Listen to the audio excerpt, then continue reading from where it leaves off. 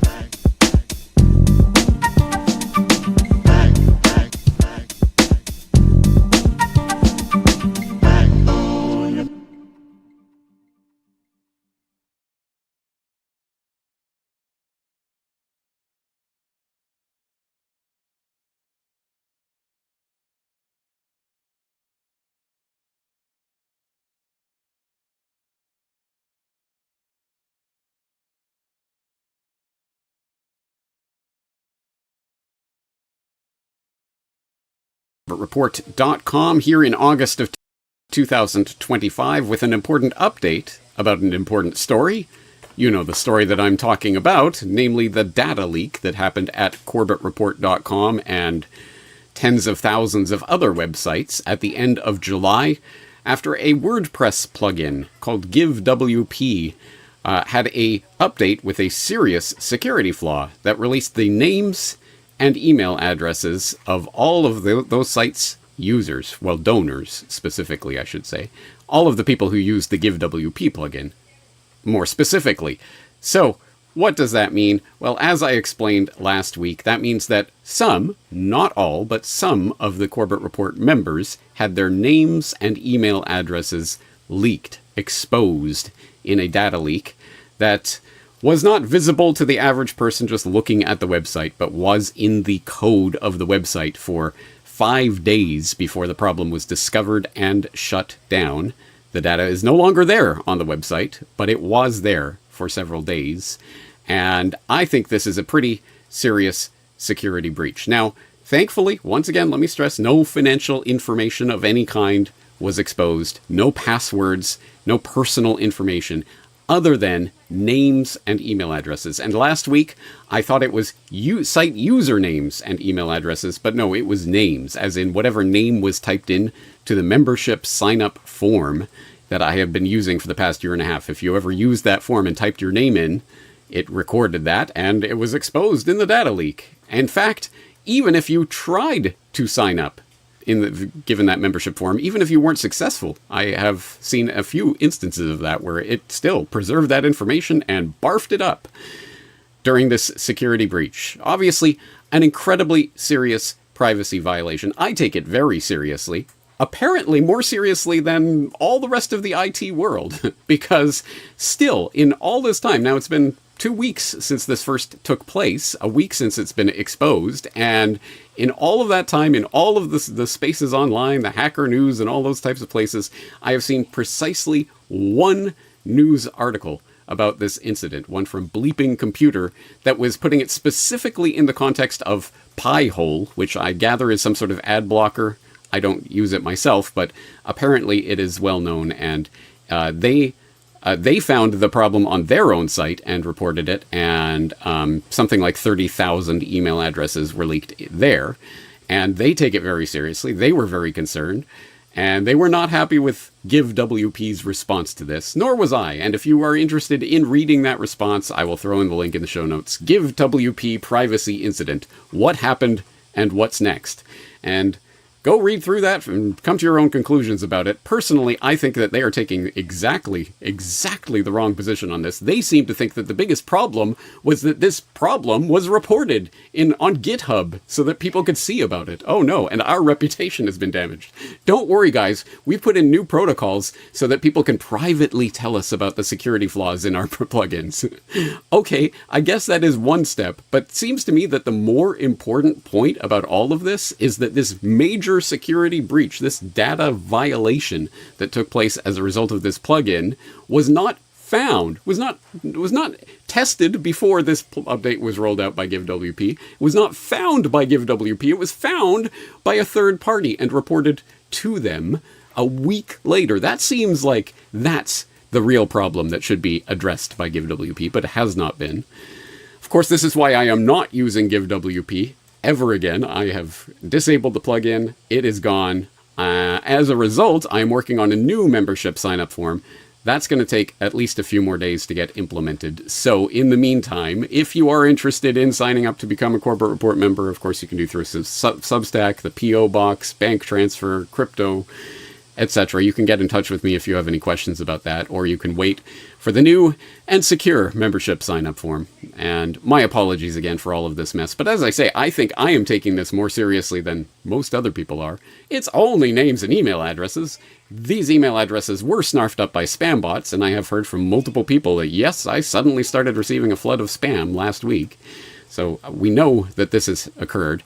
And I think that this is an important problem. And it could have been worse, I suppose. It could have been financial information. It could have been passwords. But it still is bad enough. And interestingly, in all of this, it seems that I and the Corbett Report seem to be really, truly the first site on the planet to understand, recognize, and report on this. And there's a specific reason for that, a reason that I mentioned and alluded to in my previous data leak announcement. So go back and watch that video if you haven't yet. I do make mention of the Salting Your Data Solutions Watch that I did a couple of years ago, where I made the point, if you don't have to give your real legal name and whatever, your real email address or anything else to any given website, don't do so. Give false information. If for no other reason, maybe you're not protecting yourself from the NSA or whoever, what big snooping agencies can probably see into the guts of your computer no matter what you do, but at the very least, for incidents like this, it can help protect you. And I did mention the concept of email aliases, and I mentioned that there are many Corbett Report members who thankfully are savvy enough to use email aliases. What is that? Well, as I explained last time, it's when you give a specific email to a specific site, and you only give that email address to that one site, so that when you start receiving spam to that email address, you know, oh, that site has been compromised. The data has come from that website, which is exactly what happened. People started receiving spam emails to their Corbett Report specific email addresses, and they knew, hey, there's something going on here. And they got in touch with me, including, and hats off and gold star, I hope everybody in the comment section and everywhere else is very appreciative, specifically to Frud Klestival, who you will remember as previous guest on Solutions Watch, where we talked about fairy tales and children's stories. You've probably seen him in the comment section. He is a member who's been around for several years now, and he was the one who discovered this problem and reported it to Give WP. He deserves all the credit for that. So thank you very much, Frud, for your excellent detective work there. And he knew about it because he was receiving spam to his Corbett Report specific email alias. Oh, something's going on here. And as I say, several people got in touch with me, which is why I knew something was happening and managed to detect the problem, shut down the plugin as quickly as I did. It could have been, who knows, it could have been weeks before anyone found it if it wasn't for that. So today we're going to talk about that concept of an email alias. What is this? How do you set up an email alias, a specific email just for one particular website that will direct back to your email address? How do you go about doing that? What does that mean? What do you need to know and consider when you're doing that? There's a lot of questions. So to answer those questions, I'm going to bring on someone who has some answers, and someone that I hope you're familiar with, namely Hakeem Anwar of AbovePhone.com, the Above agency. You will hopefully already know about AbovePhone from, well, it's been mentioned in many different independent media sites, but he's also been a guest on Solutions Watch specifically a couple of times. One time a couple of years ago, we were talking about Take Back Our Tech. And then earlier this year, we were talking about why aren't you using XMPP? So here he is on the program. Hakeem, thank you for your time. Let's get down to brass tacks. What is an email alias, and why might someone be interested in using one? Yeah, James. So I was sitting there, I forgot what night it was, I think it was a weekend, and my personal email, which usually doesn't get any emails, I started getting ads for sexy singles in my area, and I knew something was wrong. I was like, what happened? And then I was like, when I saw your announcement, I was like, the Corbett Report, oh my God, they ruined everything. No, just kidding. It wasn't a terrible leak, these things happen. And I really appreciate the way you guys handled it. But, this doesn't happen just to alternative media. It also happens to companies with multi-million-dollar IT budgets. Yahoo lost 3 million records in 2013, and then another 500 million the next year. Marriott, the big hotel chain, lost 500 million records, which some of them included credit cards and passports. And then Facebook had its entire site scraped, all 530 million users, because they let people find each other with phone numbers. So, this kind of stuff happens. And as long as, at least it wasn't like T, which was meant to be the safe space for women, but they just left that completely unprotected. So I think these things are always going to happen. And what I'm going to talk about today is self-responsibility. But before I go into that, I just want to shout James and the Corbett Report team out for how they handled it. Literally the next day after they found out, they had already released a video and responded quickly. And James went through, I think he went through one by one, and he emailed everyone, which I appreciate that personal touch. Yeah, and then he it's also a lot of found work, the source trust me. underwood. But you know, it's the great irony is that I am not a spammer, and I'm not going to add people's emails to some like service list or whatever to give them to another service to entrust that in order to send out a mass email. So no, I'm going to go and I'm going to email every single person, and however long it takes. I am actually still in the process of doing that, but it's almost done. So yeah, I mean it's just really funny how a small group like Corbett Report can have better digital ethics than some of these larger companies. Like Facebook didn't even bother to notify anyone. It was just like, it's out in the public. They'll know.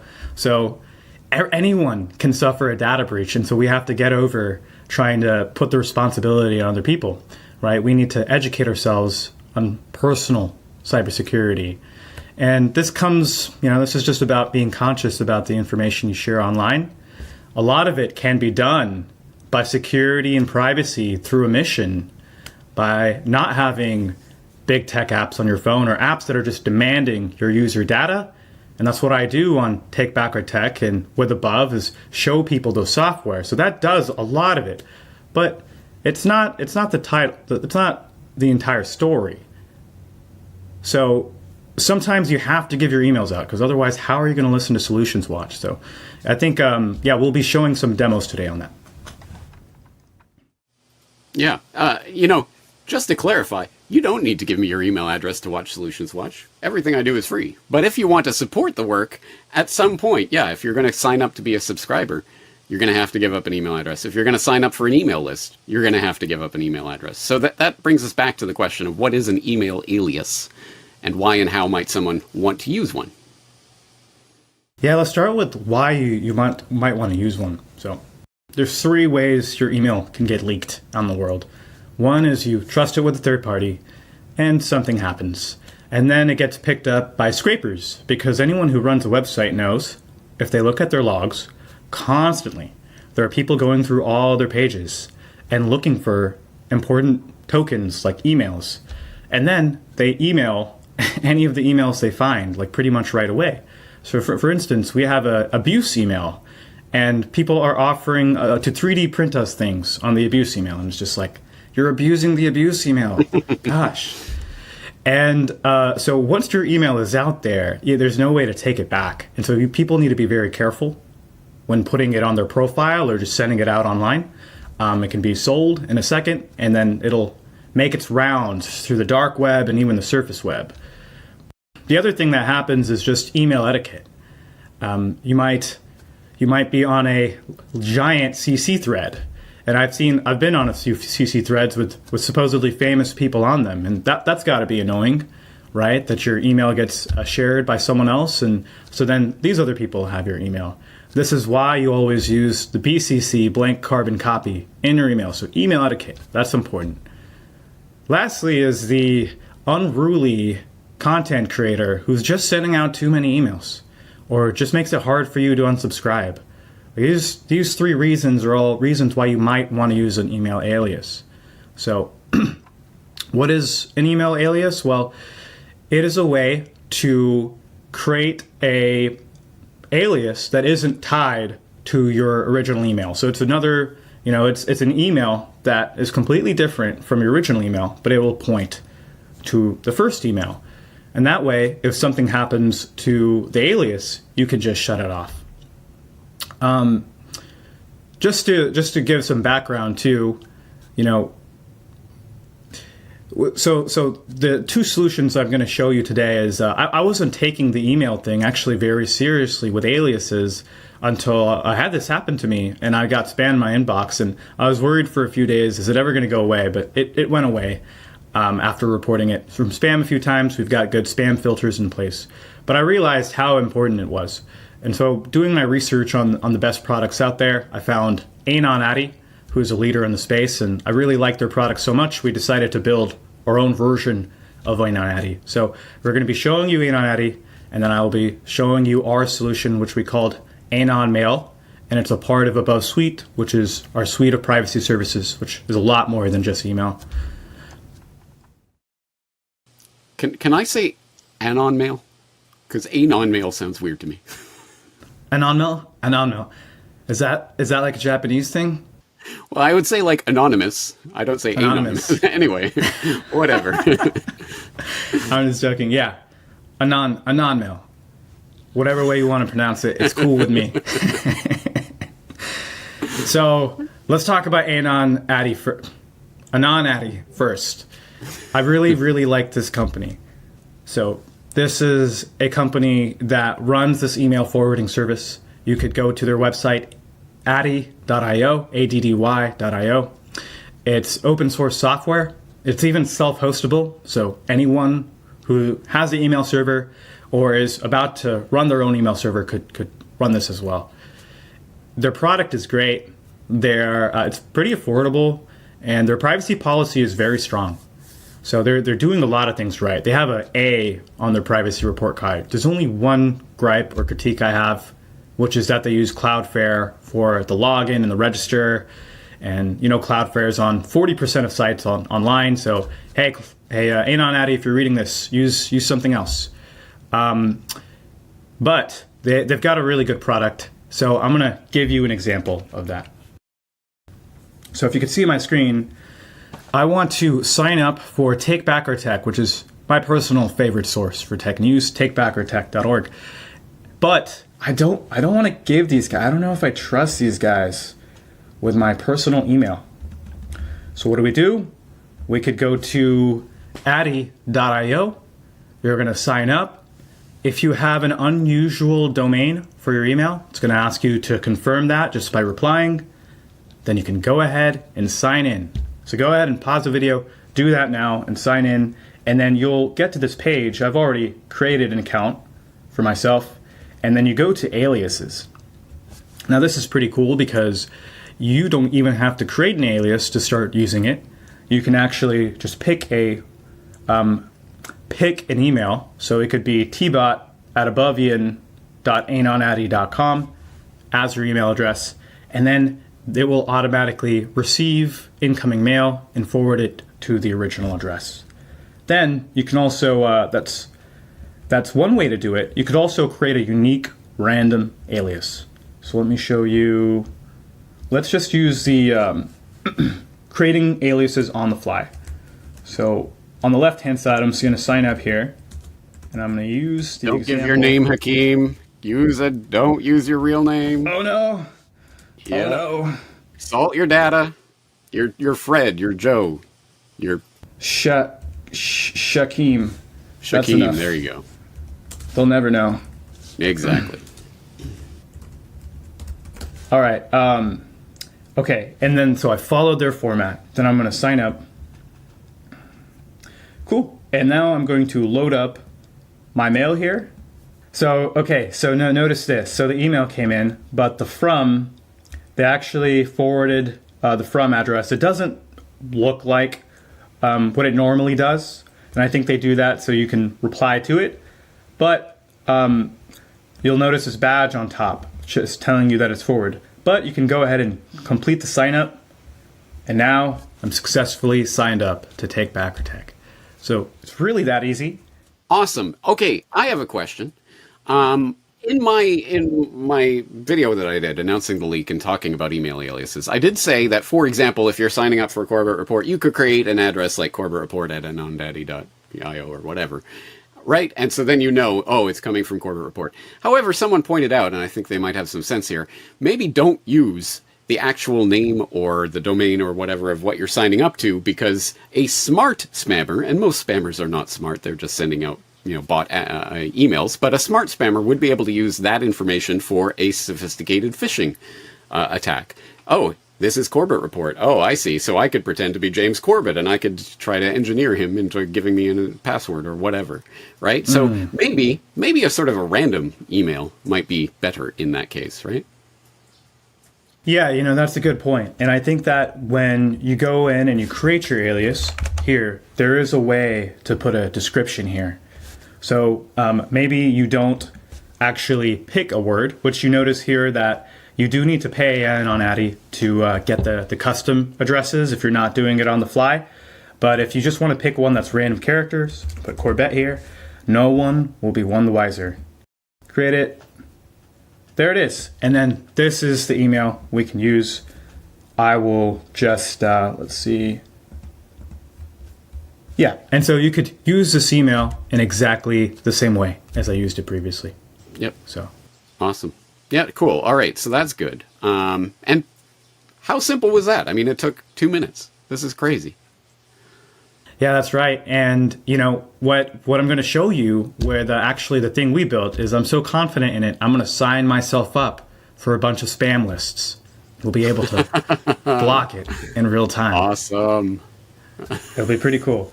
So, Anon Addy, it's really good stuff. I really appreciate these guys for pioneering the space, and check them out. Again, it's open source. You can also pay with crypto, which I thought was really cool. So, we credit them with our product as well. We modeled it quite similar to theirs. So ours is called Anon Mail. You can get it as part of our suite of software services. So it'll just be bundled in to the different services we offer: encrypted chat, internet phone, VPN, email and calendar, file sharing, video conferencing, a search engine, knowledge and support, a lot of stuff, all of that for $100 a year. So we're going to release this in probably the next 2 weeks. We also have plans to make this open source, which will be really cool for anyone who has a mail server that they want to run out of the box. And I'll show you how it works. It's very, very similar. So I already have set this up to use my login. Just going to log in here. Great. And we're going to go ahead and do the same thing. We're going to generate a random alias. We could also use a custom one. And I'm going to call this one Spam Me. Cool. So we get this new email address, emeraldthunder96@above.am. Now in another tab that you can't see, I'm going to sign myself up for late night radio, UFO and conspiracy emails, funny cat and dog videos, wine tasting and van life, and levitating free energy. That should be enough. Nice. Yeah. Sounds like the typical stuff you'd receive from, your aunt or something. Yeah, I love it. I would not even call this stuff spam. This sounds great. All right. So it appears to be running, and in a second here, this is my account. We should see some spam come in. Play the Jeopardy music while we wait. Make it so, Brock.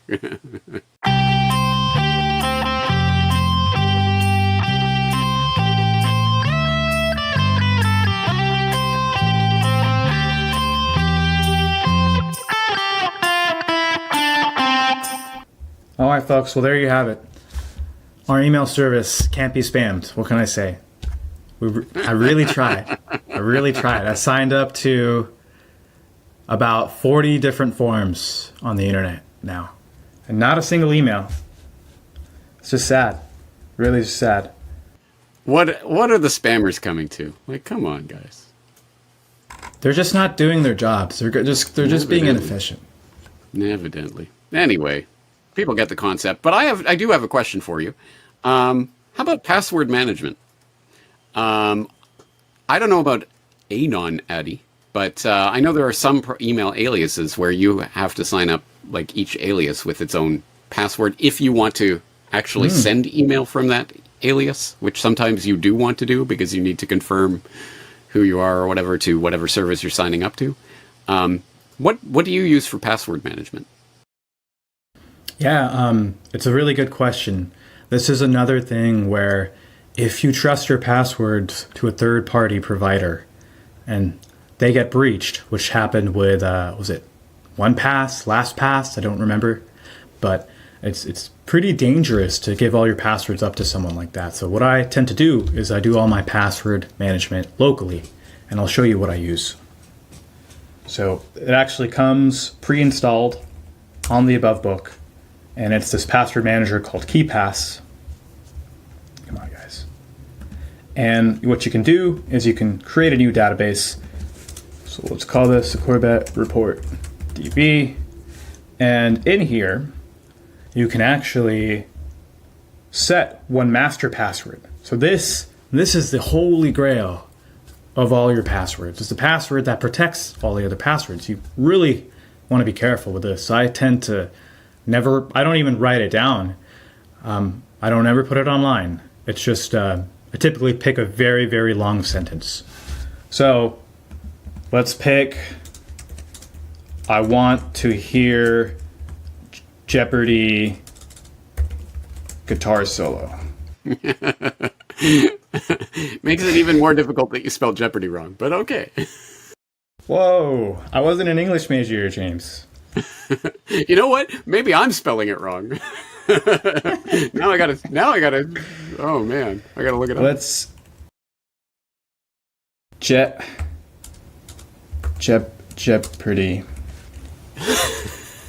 Jeopardy. You know what I mean. Jeopardy. I know. I just won't. Sorry. I've spoiled your perfect system here. No, and so yeah, and you can play around with this, guys, but I really recommend to make it human readable. Also, the first thing I do, that's not a weak password, get out of here.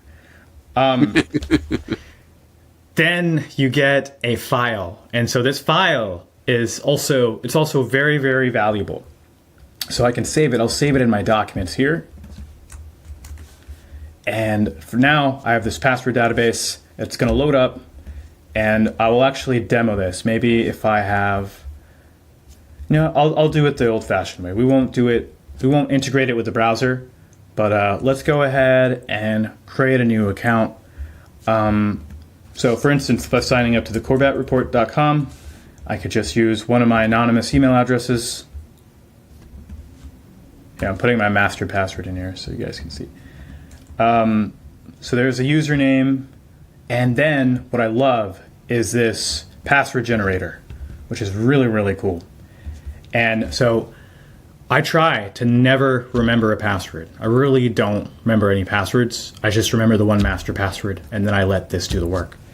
So you can pick a passphrase, which these are just better all around.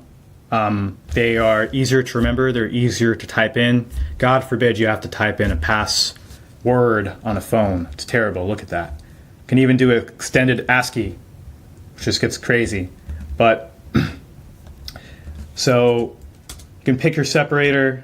I'll use an @ capitalize some random things in there, add a number. It's also, you're going to notice that when you try and use giant passwords online, sometimes there's limits. I don't know why there's limits. Sometimes they have it. But anyways, you apply it, and you can also integrate KeePass XC in the browser.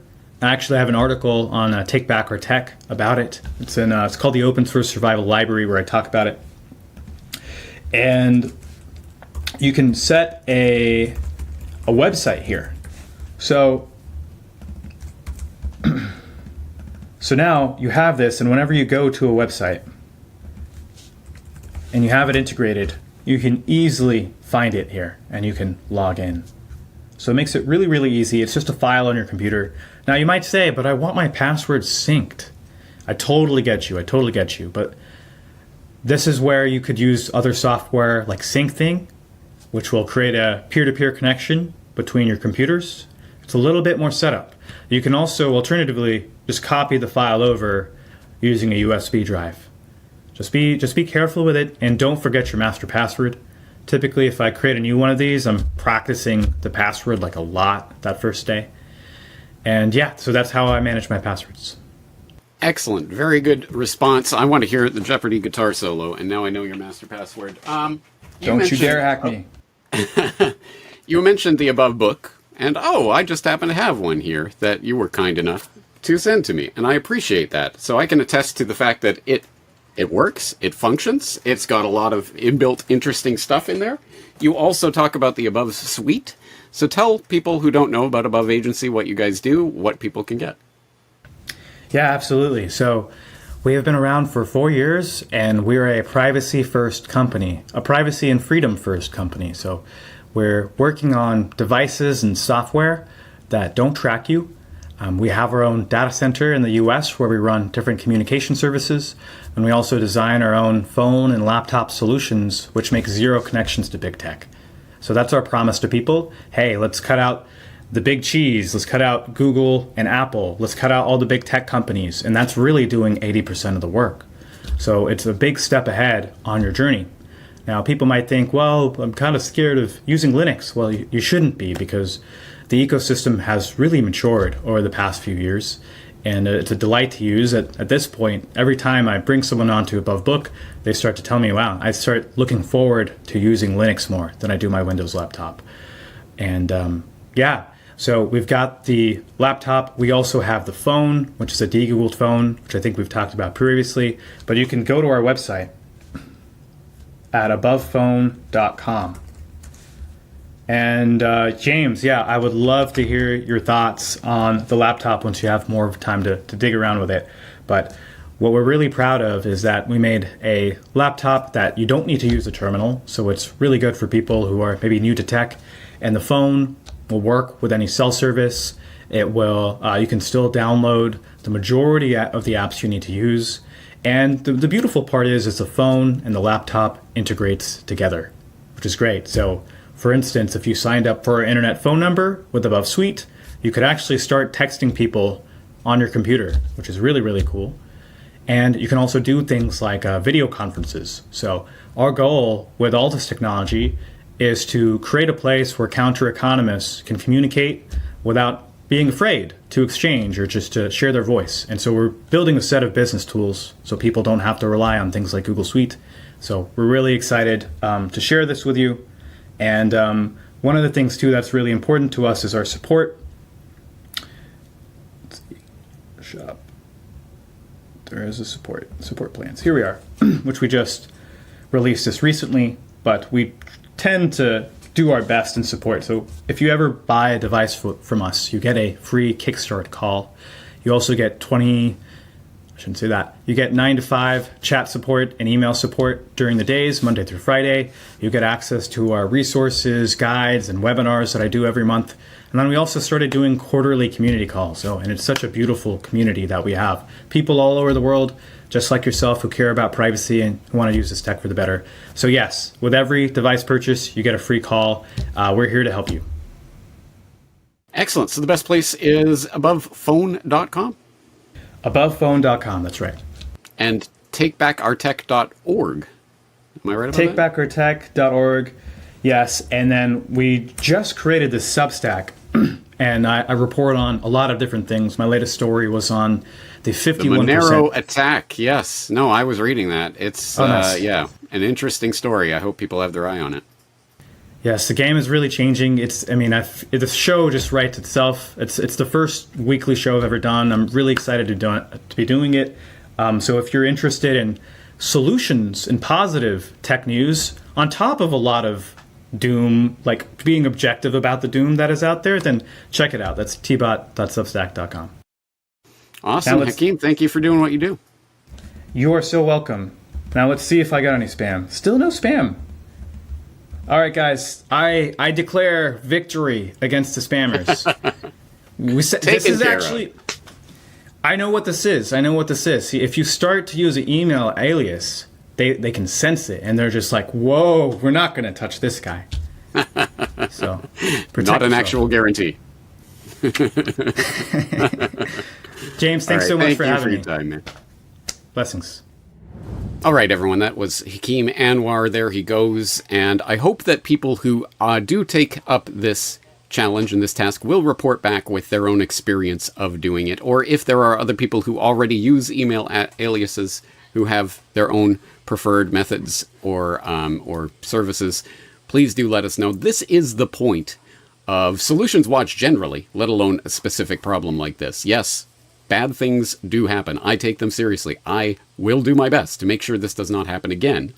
But in the meantime, let us use this problem as a teachable moment. Let us find the silver lining in this dark cloud and hopefully update our practices so that they are more secure. That is the point of all this, right? Well, hopefully. And on that very note, I got this. I have received quite a few emails of people saying, thank you for being forthright about this. Stuff happens. We'll move forward. It's okay. Don't beat yourself up about it. I trust you with my data, etc. Well, I think the point of a problem like this is that we really, even if you do trust a person with their your data, it doesn't mean that there's not going to be some problem in the big link, the chain of linkages, the thousands of things that can go wrong.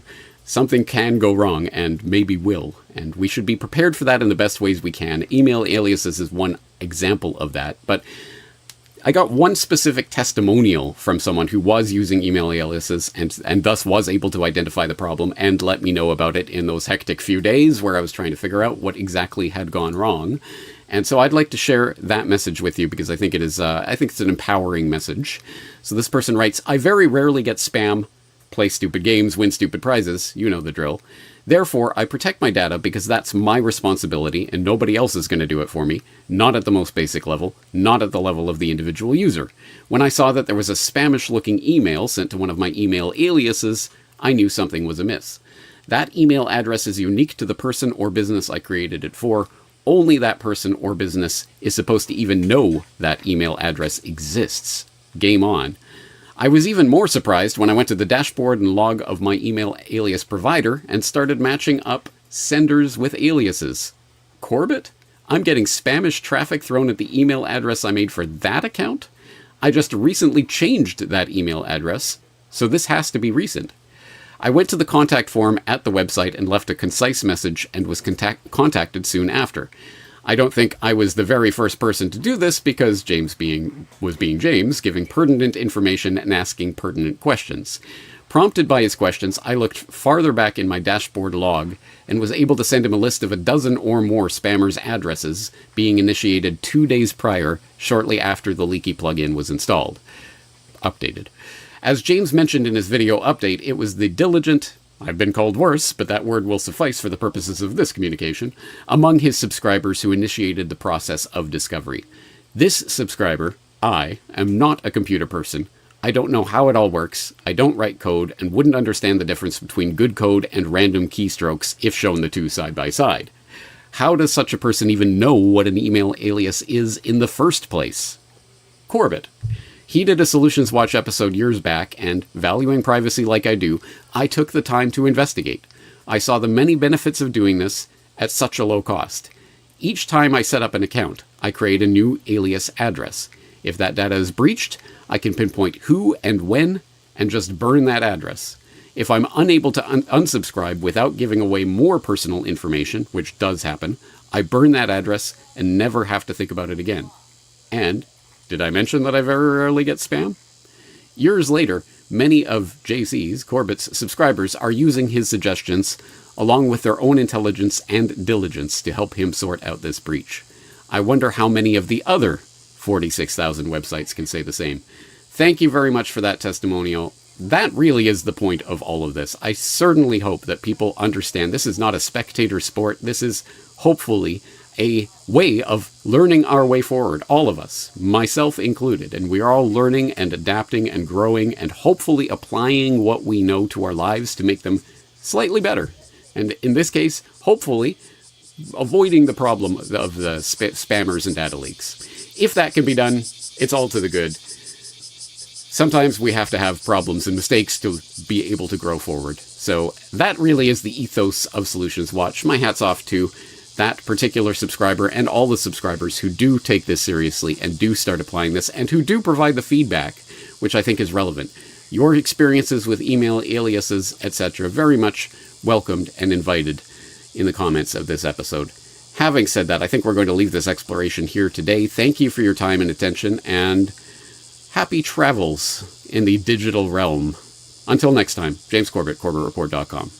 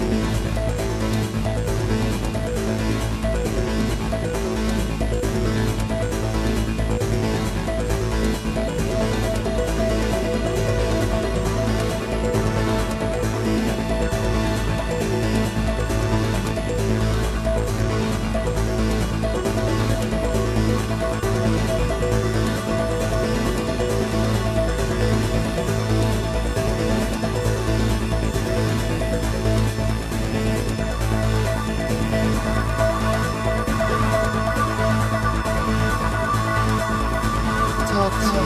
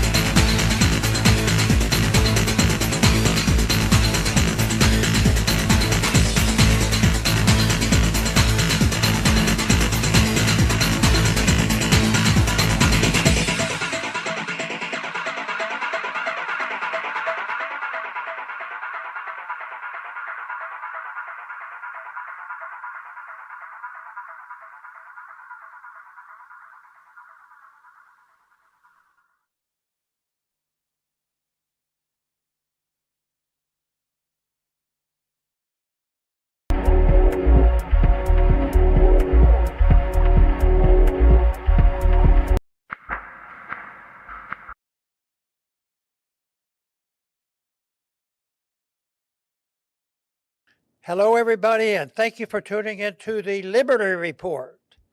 With us today, we have Chris Rossetti, our co-host. Chris, welcome to the program. Great to be with you, Dr. Paul. Very good. Let's try to solve some problems. Well, there aren't any problems anymore, you know. They got rid of all the problems, you know, with the last election. Now, it looks like there's going to be some perpetual problems in government. I think it's the state of government.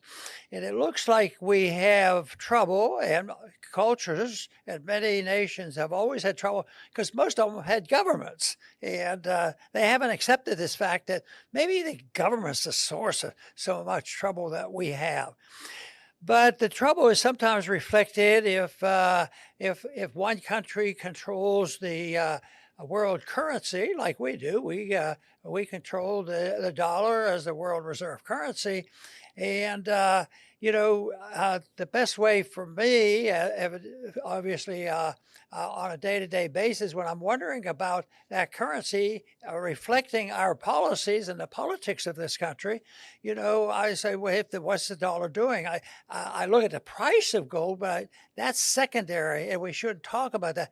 We should talk about the depreciation of a very important currency, and that is the dollar. And guess what? The dollar is depreciating. And how do I know that? Well, the housewives tell us that. You can't even, you know, lately we found out we can't even be sure about government statistics because sometimes they fudge those numbers. But the people who have to do the shopping, going to the grocery store, realize that the dollar can't be stretched to pay for all the bills, which means the dollar's losing its value.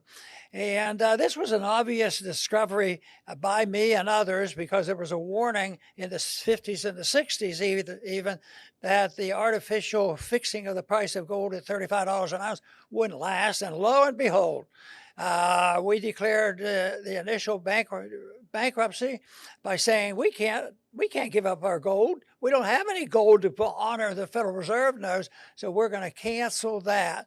And that was in 71. That was the time that I said, wow, all this stuff that I had been reading is absolutely right. So I anticipated that there would be a bad time ahead. And so lo and behold, there was a bad time ahead. And the 1970s were a mess.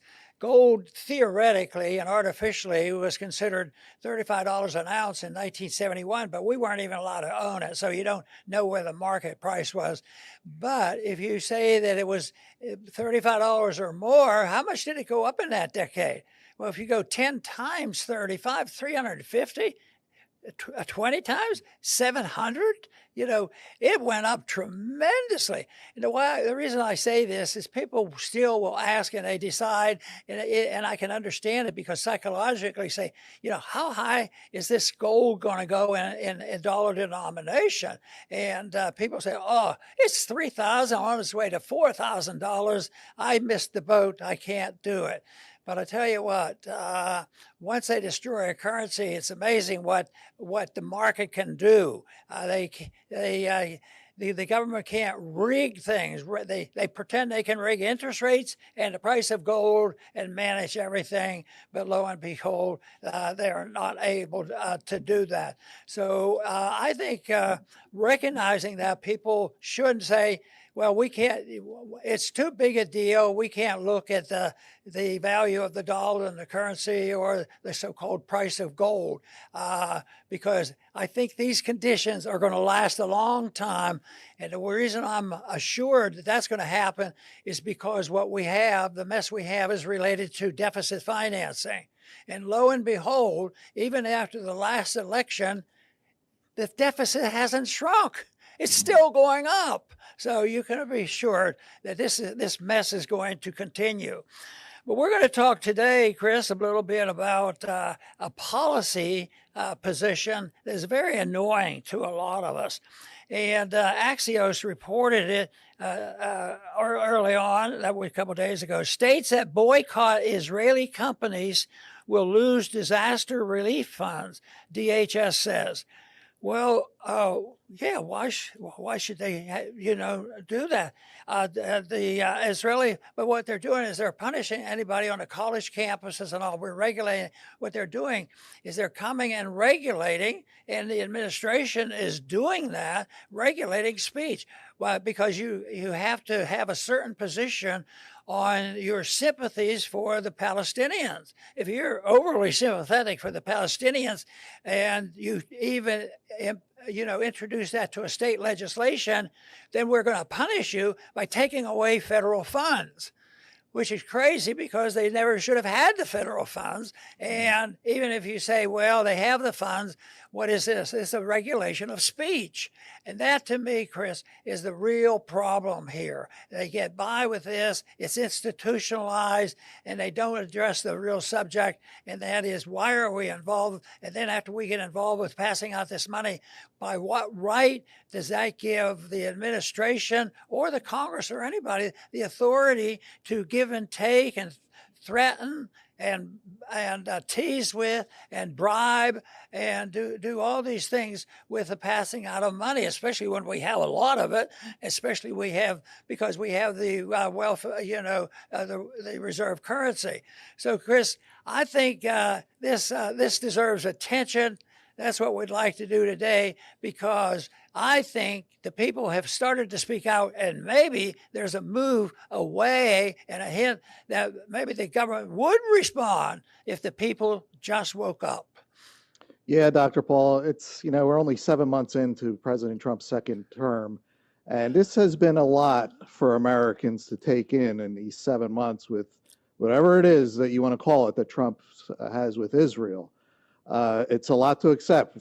We had the act of war with Iran. This was the peace ticket, and all of a sudden he's throwing bombs on Iran.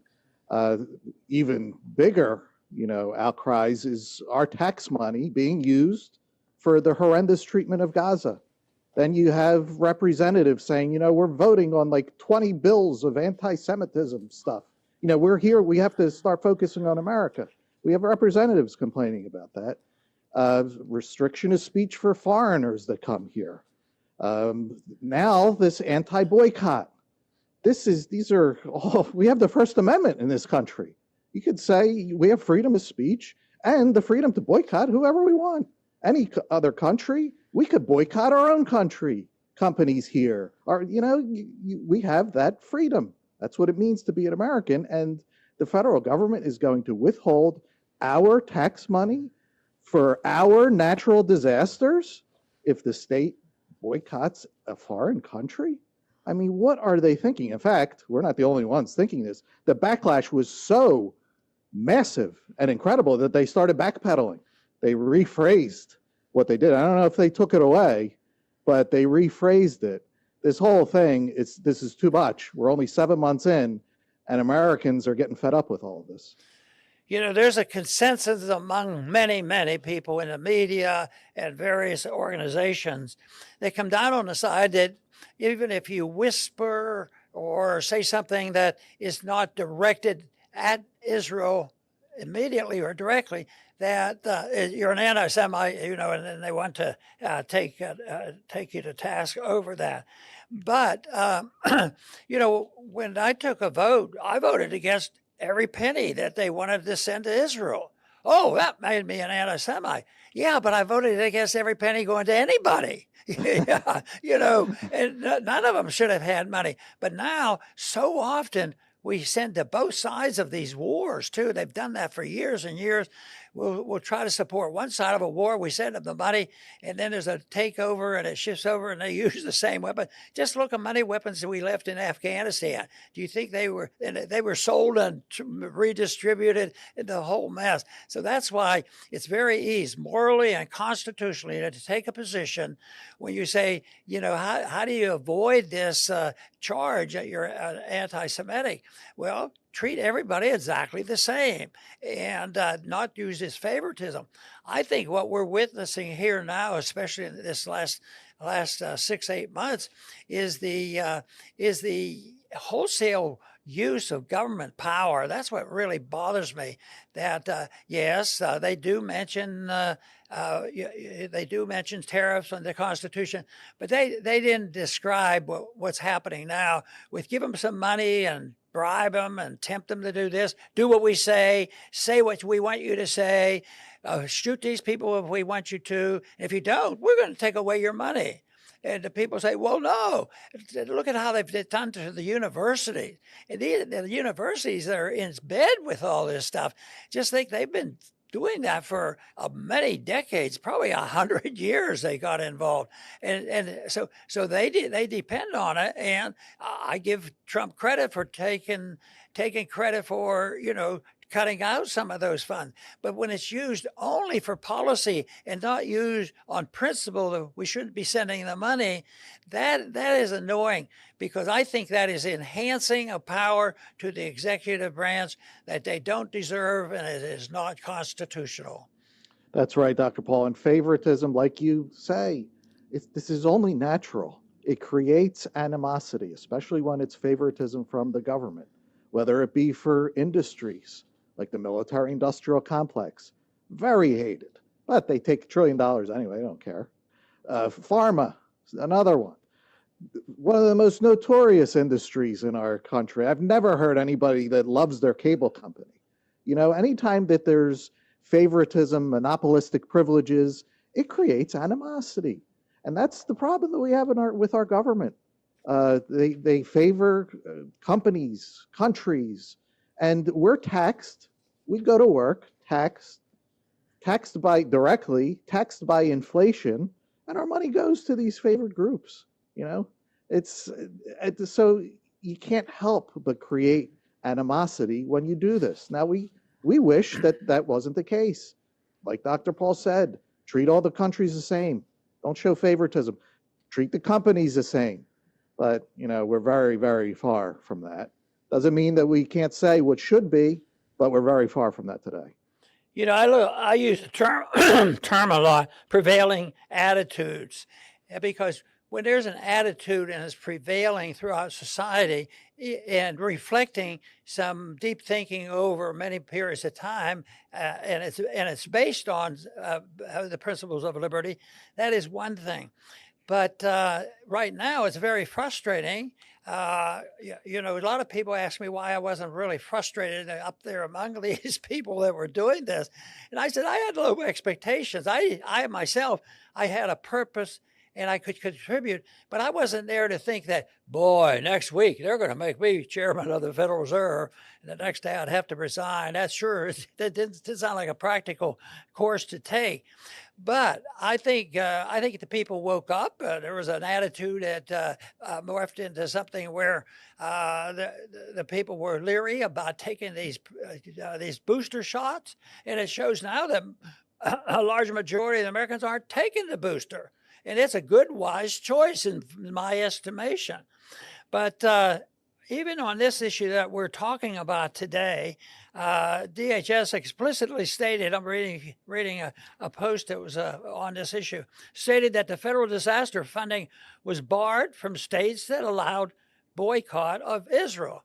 Well, that's a violation, and there's all that money stuff. Why would they do it? How would they? Why should we do? But the White House, the White House changed this explicit language after widespread outcry, but the DHS tweeted, makes it clear that they are going to reserve some powers to do it. It's here, give you a little bit here. But the point I want to make is when the people rise up and object to it, I do believe in boycotts, but I wish there'd be more boycotting of government stuff, rather than taking government money they stole from one people and using it to boycott and prevent boycotts against, people who are just supporting certain issues. And I think the government ought to be in the business of protecting the First Amendment. I think this mess that we deal with here and threaten money and take it away and control universities, and universities can't speak out, and then they're called, if they stand out and have a position where, why don't you consider starvation among the Palestinians? Without saying anything more than that, that then they say, "Oh no, you're not allowed to say that," and then they say, "We're going to take all your money away." Well, you should have never given them the money in the first place. But I think the point is, it's just a terrible power that we grant to universities or big business or whomever, because the one where does the government get the money to give it to them? They steal it. They steal it from other people. They steal it from working people to to pump up these universities to get these fancy degrees that teach Keynesian economics. There's a better way to provide a service of government without doing that. Right, Dr. Paul. I'll finish up my last statement on this. And, Dr. Paul and I, before the show, we were talking about how sad that we even have to have this show about this. With President Trump of all people, everybody was so sure that we were getting America first this time. All the dancing, all the shows, to get the votes. And, at first, it was looking good. It was looking really good. In fact, people were accusing us of being Trump supporters because we were reporting all the good stuff that was going on at the beginning. But then, boy, what a massive change. And it's, we have to report it as it is. Not America first. All of this Israel stuff is not America first. But it doesn't even stop there. The most basic one that everybody wanted was Ukraine. And he's going to end it on day one. We are now 7 months, and he is arming Ukraine, turning it into his war. What was so easy to pass off as Biden's war, he is making his own. This is all going in the wrong direction. And, it's sad. This is not what we wanted. This is not what so many millions of Americans wanted, but it's what it is.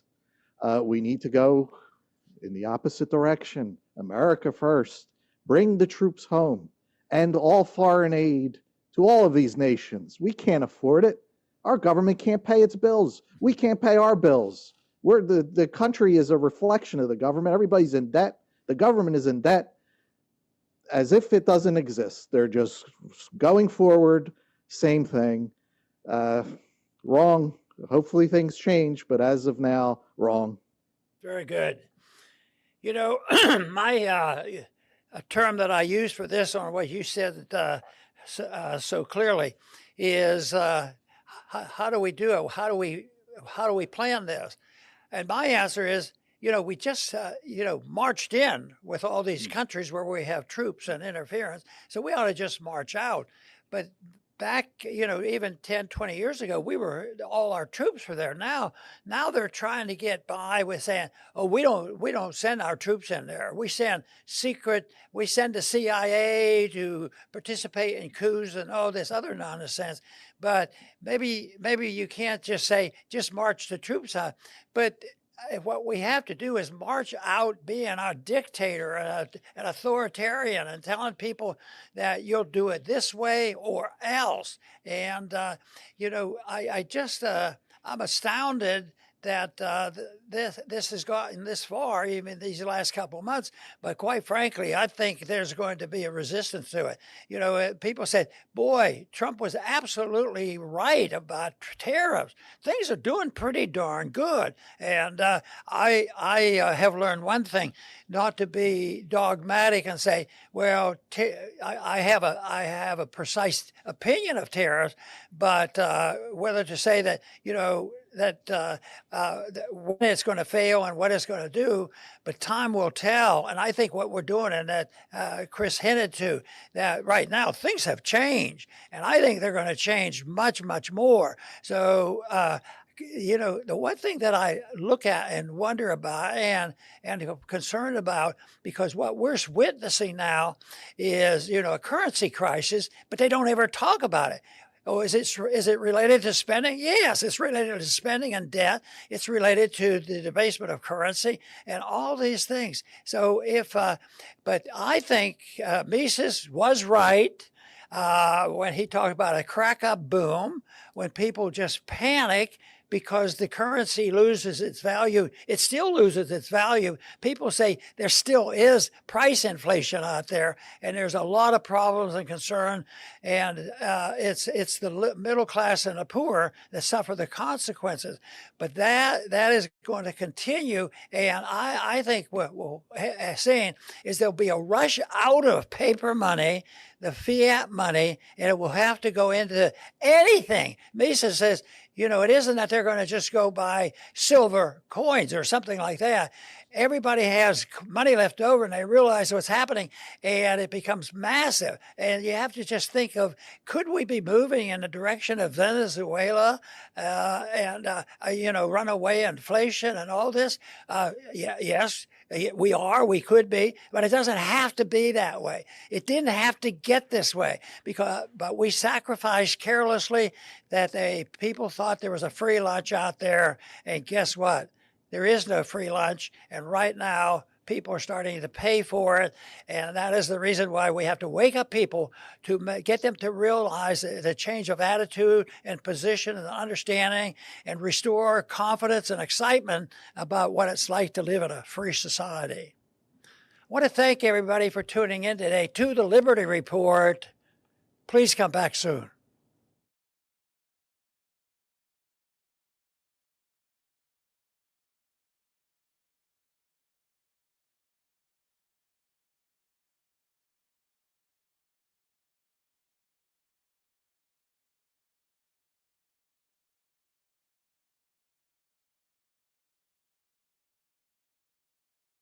What is interesting about Stephen Jones is that he teaches at a private ecclesiastical institution, and he cannot be written off as a liberal wacko.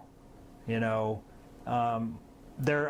have some colleagues here at UVSC that if they gave the same lecture that he did last night, people would dismiss it out of hand, but he carries a certain degree of credibility in this community by the fact that he teaches at Brigham Young University, and that's what makes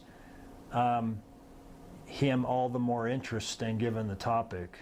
He has the highest credentials, and I have talked to other physicists. Before I organized the event, I wanted to make sure that he had credibility in the field of physics. And I talked to many different physicists, and he is considered to be a solid research scientist. The Center for the Study of Ethics doesn't want to give the podium to somebody who is going to give an argument that is not credible. And so I did my homework, and in the circles of engineering and physics, he is very well respected. And so I went ahead and organized the event.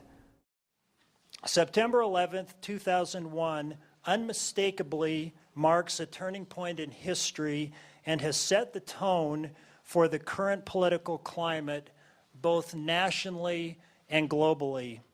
The horror of that clear autumn morning will forever be burned into our collective psyche. For me and many of my generation, those born after World War II and who were too young to comprehend the significance of the Vietnam War, September 11th is perhaps, politically speaking, the defining moment. This moment is all the more significant if the public of a purportedly open society has not been given the full information regarding the collapse of the World Trade Center buildings. It may, at first glance, seem odd that an academic ethics center would invite a physicist to speak. Yet the collapse of the World Trade Center buildings illustrates a strange convergence of physics, engineering, ethics, and politics. To this end, it is my honor and great privilege to introduce Stephen E. Jones, Professor of Physics from the Department of Physics and Astronomy at Brigham Young University. His vita is too long to read, so I will just turn the time over to Dr. Jones.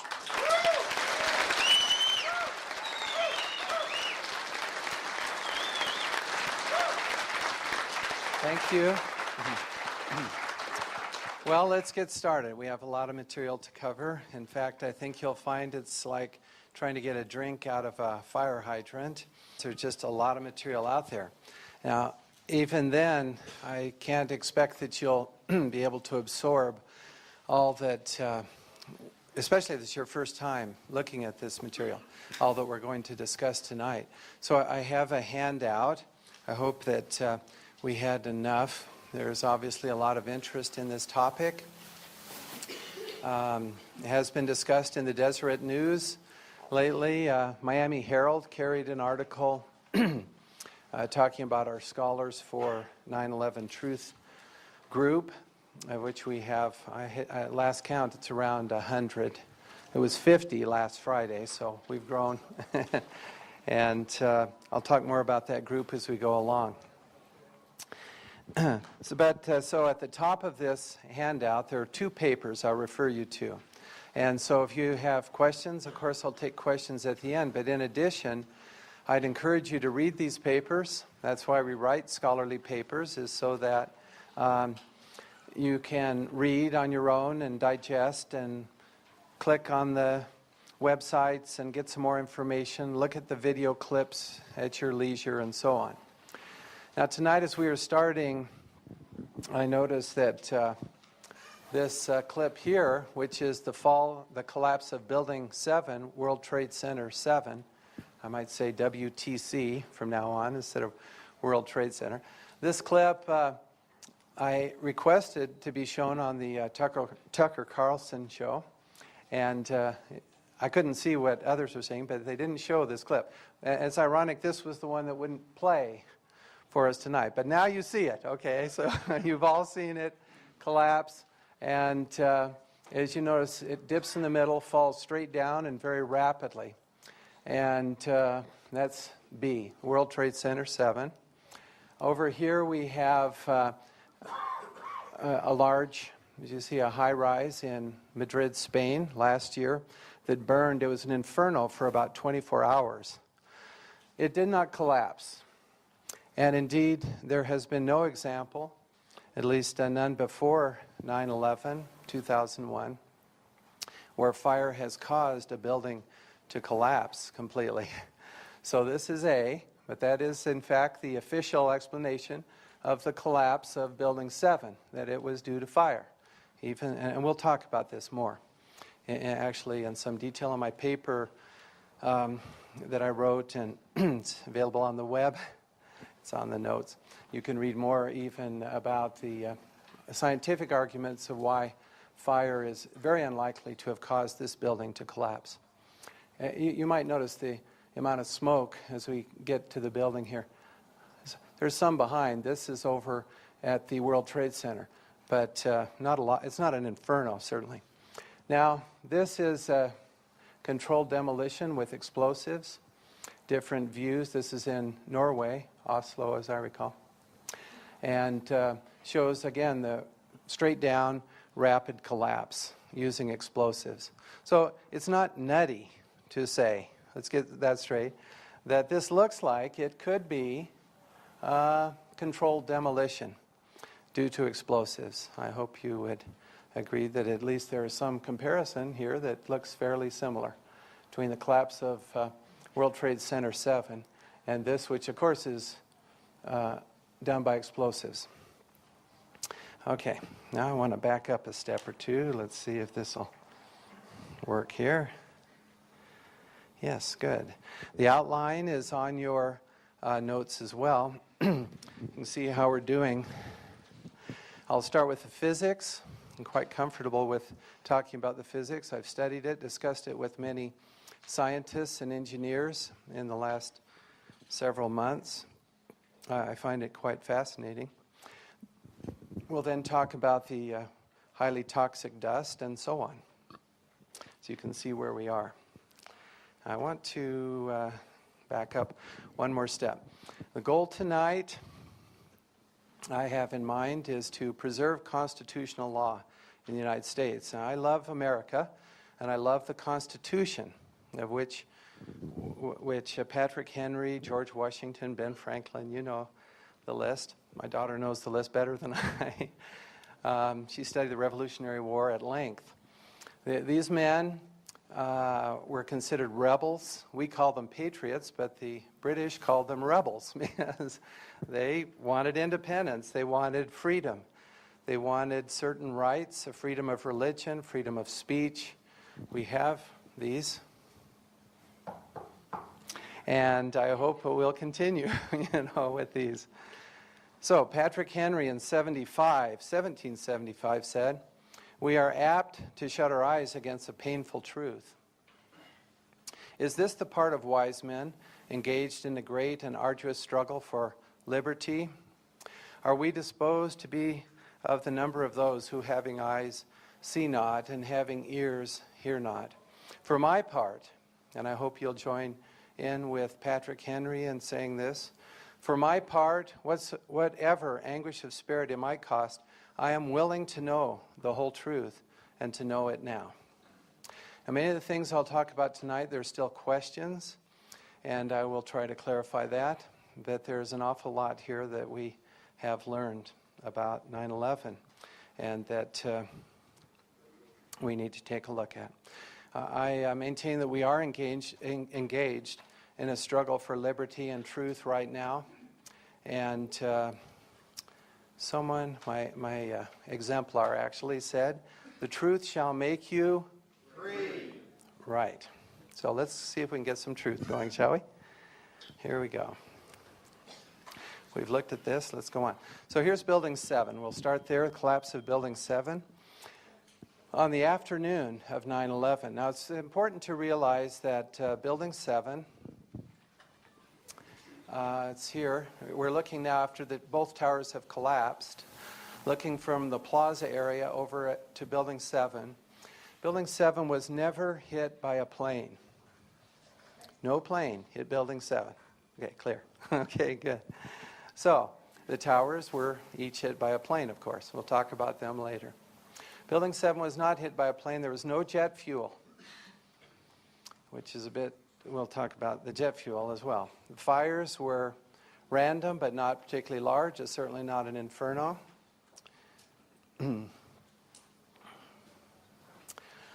It collapsed 7 hours after both twin towers had fallen. It's not like it's immediate.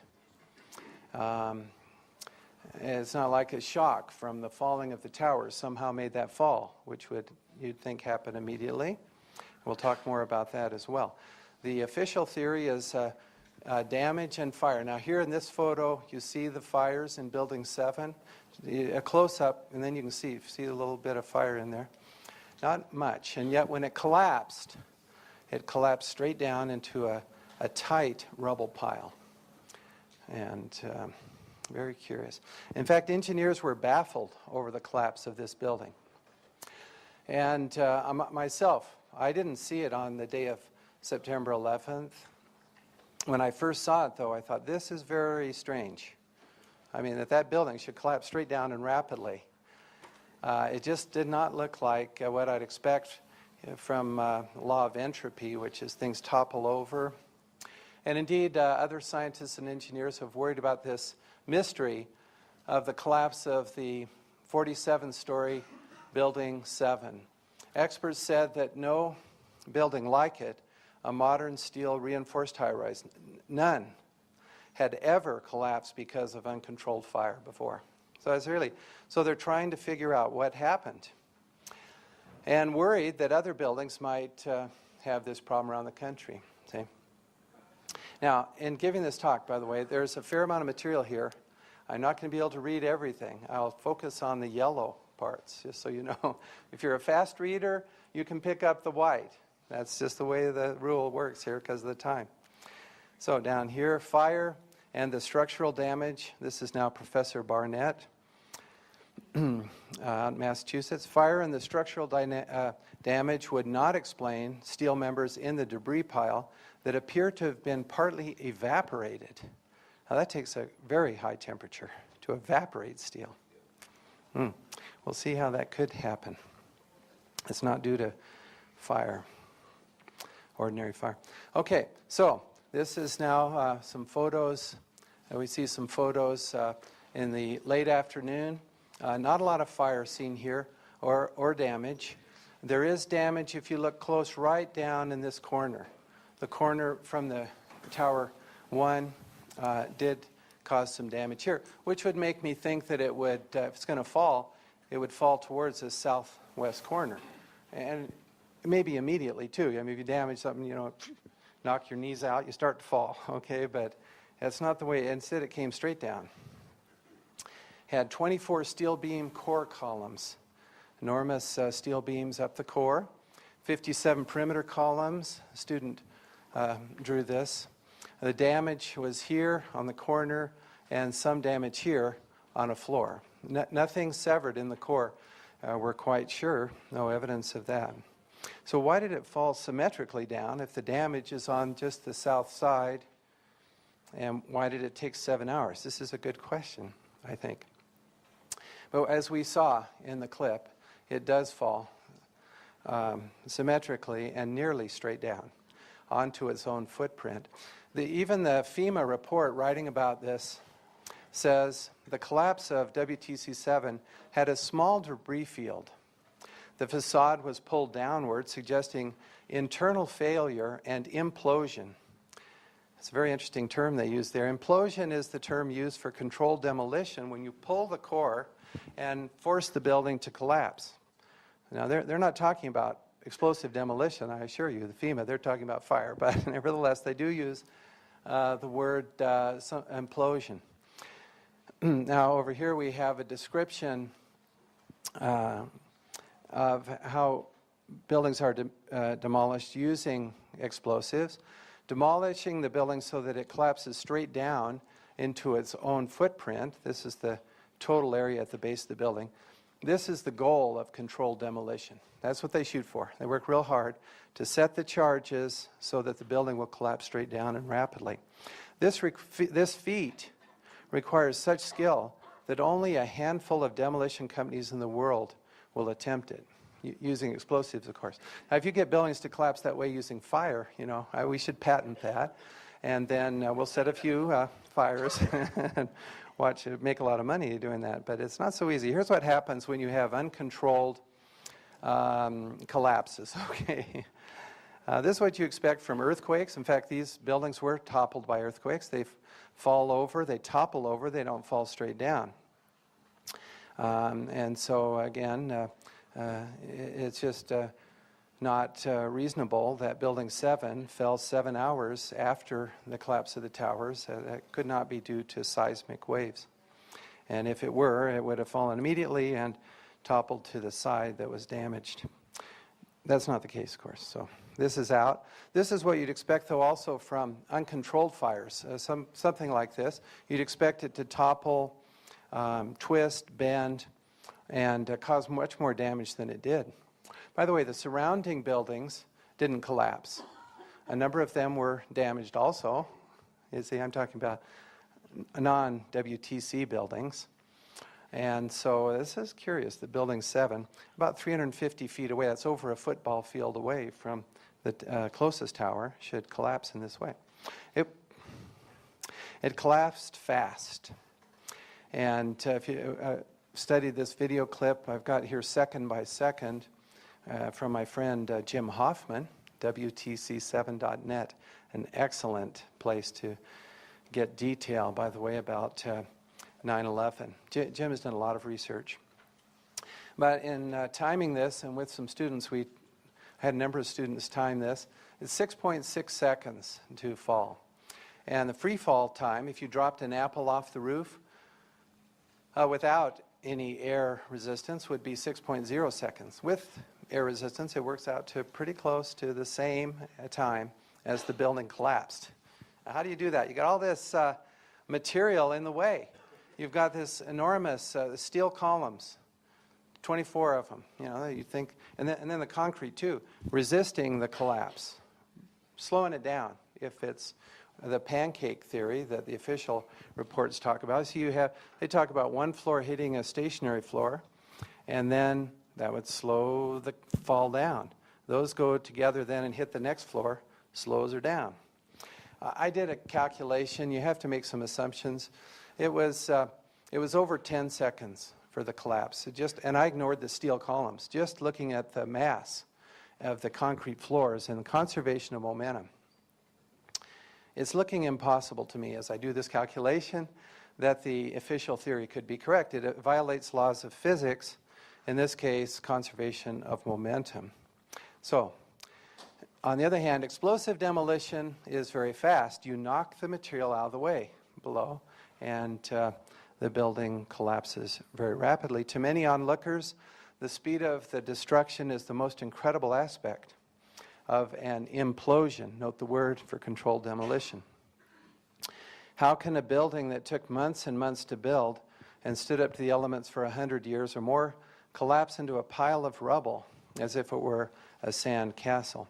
Following the blast, a cloud of dust blows out around the wreckage, enveloping nearby spectators, as we observed, of course, on September 11th. Now, the 9/11 Commission report, they said that they would give the fullest possible account of the events surrounding 9/11, but they didn't even mention the collapse of Building 7. I could almost rest my case, but I'm not going to. I mean, this is really sad. It's very suspicious. And, of course, not good science to neglect data that's just so in your face there. It's so important. FEMA, let's see, do I have FEMA's quote? I think I do.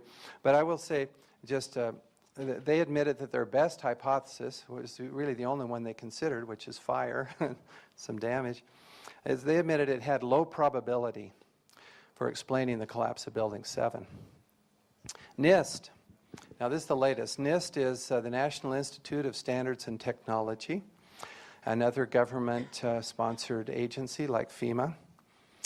And at first, they decoupled their analysis, that's their word, their analysis of Building 7 from the towers study. And now, just last month, just a couple weeks ago, there was an announcement from NIST that they're asking for contractors to study and analyze and figure out the collapse of Building 7. You could almost rest your case again, but okay. So there's a good question here. What is going on that they don't just look at explosive demolition? I mean, we should consider this possibility. None of these studies looked at that seriously. At least not in writing, nothing that we have in writing. Now we're going to shift over to the towers. As you can see, a view while the towers are being constructed, you see the central core columns, 47 steel core columns. Look at the size of these columns. Huge, interconnected. I had an email from a mechanical engineer who read my paper and agrees with me, and she teaches at a major university. And she is a little worried about her job, but she said, you know, it's true. These buildings were solidly built, and this core, the way it's put together, is like the comparison is to a biological, like a tree. So you have this interconnected fibers, and when wind or other stress is put on this building, just like on a tree, it absorbs that stress, it picks it up. Now, the designers of this building, actually both towers, said that they were designed to withstand being hit by multiple 707, this Boeing 707 collisions. That was the big jet in those days. And as we see in the official reports, it's not hitting the planes with the towers, with the jets that caused them to collapse. That's not it. So they're talking about fire again. And I have this little stove. Actually, this professor I referred to, Judy's her name, sent me this photo of a stove, which she shows her mechanical engineering students. And she has the temerity to talk about the collapse of these buildings in her classes on mechanical engineering. She points out that when we burn wood, and in this case it would be office materials and jet fuel too, but the jet fuel burned off very rapidly. Anyway, when we burn, organic materials, we don't expect the stove to collapse. You know, it can stand. All right. Now, and she got a laugh too. And I thought she's made a good point there. You know, I mean, you can imagine building a huge bonfire under here. Would you expect the thing just to give up? And you know, so let's look at be a little more specific though. And here we find from Professor Eager at MIT. Now, he is trying to explain how the building could come down by fire, but he's laying out facts, and his factual presentation is really very helpful. The fire, he said, is the most misunderstood part of the collapse. Even today, the media report, and many scientists believe, that the steel melted. It is argued that the jet fuel burns very hot, especially with so much fuel present. And then he goes on, this is not true, and I've seen many other scientists, including Dr. Barnett, that we quoted earlier, and Frank Gale and other scientists and engineers, saying this is not true. The temperature of the fire at WTC was not unusual, and it was definitely, most definitely, not capable of melting steel.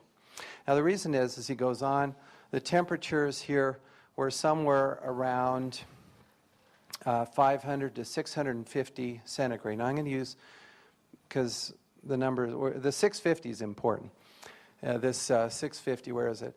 And at this temperature of 650, the steel loses about half its strength. But he goes on, even with the strength halved, the steel could, and he's talking about the World Trade Center towers, could still support 2 to 3 times the stresses imposed by this 650 fire. So it's not enough just with these fires. They aren't hot enough to, certainly not to melt the steel, which is at around 1500 centigrade, much hotter. And at 650, which is red hot, they would still support the structure. Now, Bazant and Zhu and other papers say 800 centigrade is what they believe is required for failure. So somewhere in that range. NIST, now in their report on the towers, they did do a report on the towers, just not on Building 7, okay? I like to say they punted on Building 7. Let the other team, the contractor, see if he can figure it out. Anyway, using metallographic analysis, NIST determined, remember this is a government lab, determined that there was no evidence that any of the samples had reached temperatures above 600.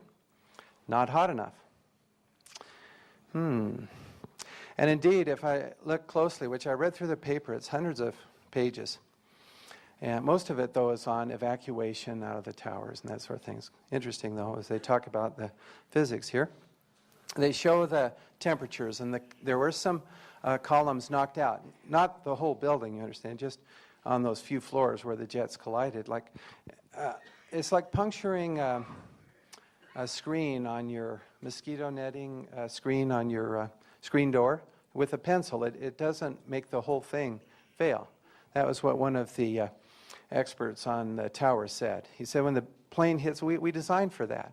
It's like punching a hole through a screen door. It doesn't really hurt much, okay?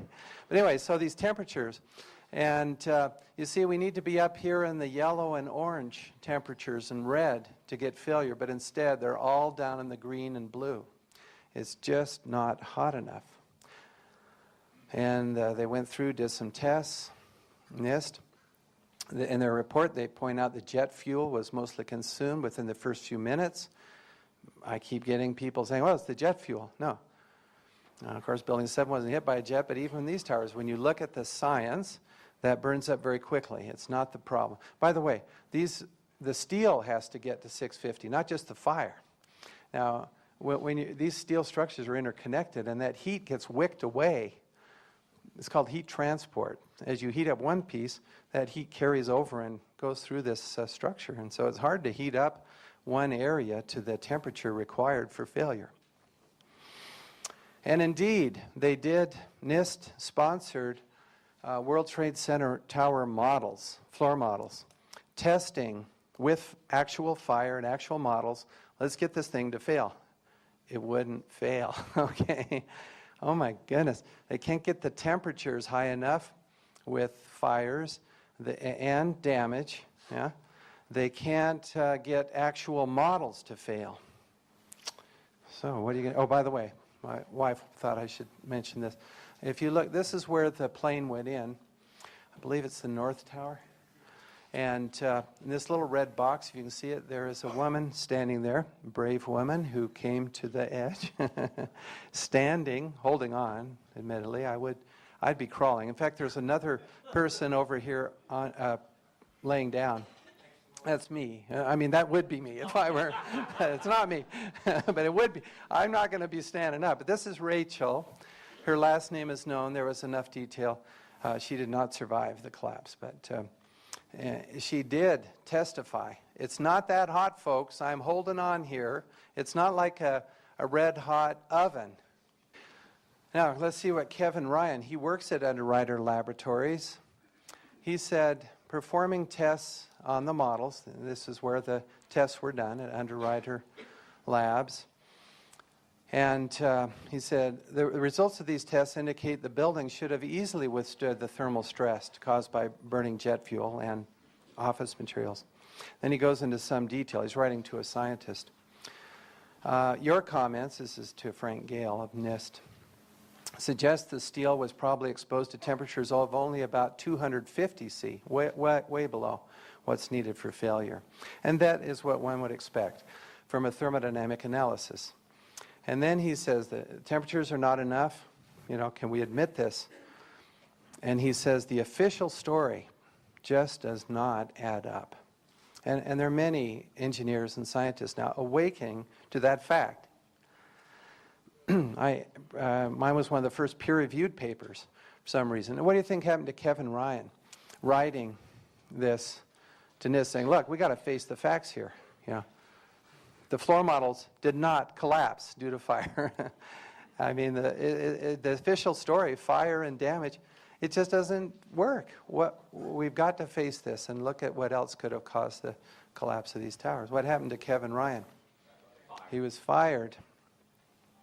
I've been on email contact. He said it was because this letter of his went public, and because of his disclosing this glaring discrepancy. So I don't know if I'll spend too much time on this, but how do you go? Yeah, David got the joke. So you have this equation. You know, you've got fire here. You've got damage, and then over here you got collapse. Well, how do you get from here to here? Well, some sort of miracle must have happened. And this you know, is kind of what's going on. Let me just explain briefly, because I'm looking at the clock, and I got to pace myself a little faster. So I read the NIST report. What they do is they do a computer simulation. If you can't get actual models to fail, you know, go to the computer. There's middle cases, and they're what they thought would be reasonable, less severe, middle, and more severe. Upon examination of the middle cases, it became clear that the towers would likely remain standing. So what do? You go to the severe case, and then you adjust the input. Okay. What they admitted they did, yes. You adjust the input, but you stay within the range of reality. It's good. And they talk about pulling forces on the perimeter columns by the sagging floors. The UK experts immediately jumped on that. I've read what they said. The core columns cannot pull the exterior columns, the perimeter columns, via the floor. So, you know, the NIST model is just, they're struggling here. And then as it came out in October, the final NIST report, we have structural engineers criticizing the NIST work. They say, look, quoting, the investigators at NIST are refusing to show computer visualizations of the collapse of the towers, despite calls from leading structural and fire engineers. Visualizations of collapse mechanisms are routinely used. I'm quoting from this journal. It's a well-respected journal, The New Civil Engineer. You can look it up here. And there's some detail there. Notice what the professor of structural engineering at Manchester says, Colin Bailey. NIST should really show the visualizations. Otherwise, the opportunity to correlate back to the video evidence and identify any errors in the modeling will be lost. But NIST is not doing that. Furthermore, there's now a leading U.S. structural engineer, not named. The software used by NIST has been pushed to new limits. There have been a lot of simplifications, extrapolations, and judgment calls. This does not make me want to believe the NIST report. And in my report, you can see other reasons why I don't believe that report is correct. But I'm not alone, you see, in complaining about this approach. Just looking at fire, it's like you have blinders on. We'll consider fire, we'll consider damage. Building 7 wasn't hit by a plane, but we'll consider fire. NIST does have a preliminary report on, and that's all they talk about there. They say, we see no evidence for explosives in Building 7. And I'm saying, open your eyes, it falls straight down very rapidly. There's squibs coming off. I'll talk about those. What do you need? FEMA report. This is now another journal, Fire Engineering, January of 2002. Respected members of the fire protection engineering community are beginning to raise red flags. That's what I'm doing here. I should have brought a red flag. The structural damage from the planes and the explosive ignition of jet fuel in themselves were not enough to bring down the towers. Fire engineering has good reason to believe that the official investigation, blessed by FEMA, is a half-baked farce. Now, these are not polite terms that we usually use. I mean, this is, though, they feel very strongly about this. These are engineers saying, look, you got to do more than what you're doing. And furthermore, he goes on, a half-baked farce that may have already have been commandeered by political forces whose primary interest, to put it mildly, lie far afield of full disclosure. He hit this right on the head. This is what we're seeing throughout. And there are burning questions that need answers. He's calling for an investigation. Let's see if I have him. No. Well, there's the steel beams were destroyed very rapidly after the collapse of these buildings. They were cut up. They were shipped off to Asia for recycling. And the engineers are saying, wait, we got to look at those so we can understand how fire could possibly have brought these buildings down. Instead, the evidence at the crime scene was rapidly destroyed. And this is over the objections of engineers. Okay, here's a civil engineer's comment. I just really appreciate it. This was sent to me by someone else. He's writing to someone else about reading my paper. He said, initially, I was a bit incredulous. He did not believe me. The sheer number of players that would have been involved is extraordinary. I'll come back to that. It's not true. It's a common misconception. I downloaded all the official reports, which we've been talking about, basically expecting to find holes in the good professor's hypothesis. I'm a professional civil engineer with a lot of experience in the construction of major structures, and I was just astounded, he says, at what I found. In my COO days, if my staff had put up reports like that, there is no way they would have been accepted, and I would have been asking some very tough questions, which I hope we're all starting to ask. The official reports, he concludes, are not at all convincing. That they are not is a serious worry. Take care. Yes. Okay. Now we'll talk. It is a concern. Now let me come back to this misconception, an extraordinary, that is a large number of players. So if you look at controlled demolition for these large buildings, the towers, it would only take about 4,000 pounds. That sounds like a lot, 2 tons, but 10 trips by 10 men, 40 pounds each, and you've got the explosives that you need. The charge, and this is now, again, my friend Jim Hoffman talking about how this could be done. The charges could be hidden in elevator shafts, set off via radio signals. The elevator shafts were right next to the core columns, you see. You get in there. And then it could even be done by foreigners. I mean, however, you have to have access to the buildings. This is a mechanical engineer at Clemson, and she started teaching. I think I'm going to have to go over this, so it's interesting. But let me just read down here. But let me emphasize that point. So it does not take a large group. There might be a dozen or 20 leaders in the know of all that's going on. The rest are just following orders, you see, in a secret combination like that. Okay, so as far as I know, she says, I'm the only person in my department that doesn't buy the official story, and this bothers me. I've approached a few others, but they've each thought I was crazy, yet were unwilling to look at the facts. Now, this is a problem I've run into. Are there any physicists here tonight? Good. Where are you from? Just up in Salt Lake. Good for you. Thank you. So we have one. I appreciate that. And one other back here, where was that? Yeah? Good. Where are you from? Originally from North Dakota, went to BYU. Okay, good. So there's a couple of physicists. That's good. But anyway, I have the same problem. I don't notice any in my department here, although it did have a number when I was first talking about this way back in September of last year. So I can't say they were totally unwilling. But in her case, they wouldn't look at the facts. So far, I've not been called the dean's office or chair's office for covering this material. I cannot make that same statement. Okay, more. However, they were kind. They said I could go ahead with the investigation and please give academic seminars and write papers. And that's what we're doing tonight. It's okay. See, it's not that BYU is trying to shut me up, okay? I get that. That's not the case. And there are a number in my department that think that there are serious questions and that seriously doubt the official story that fire brought these buildings down. Okay, and then she says a little more.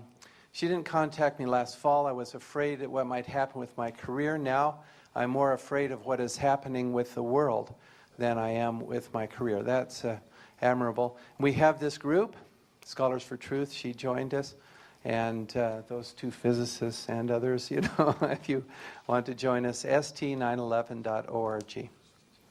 It's real easy to remember. Okay, now we're going to look at some, you know, we're halfway through, folks, and I'm not halfway through. So I might look at one of these collapses, but then you've seen this one. That was the one we started with.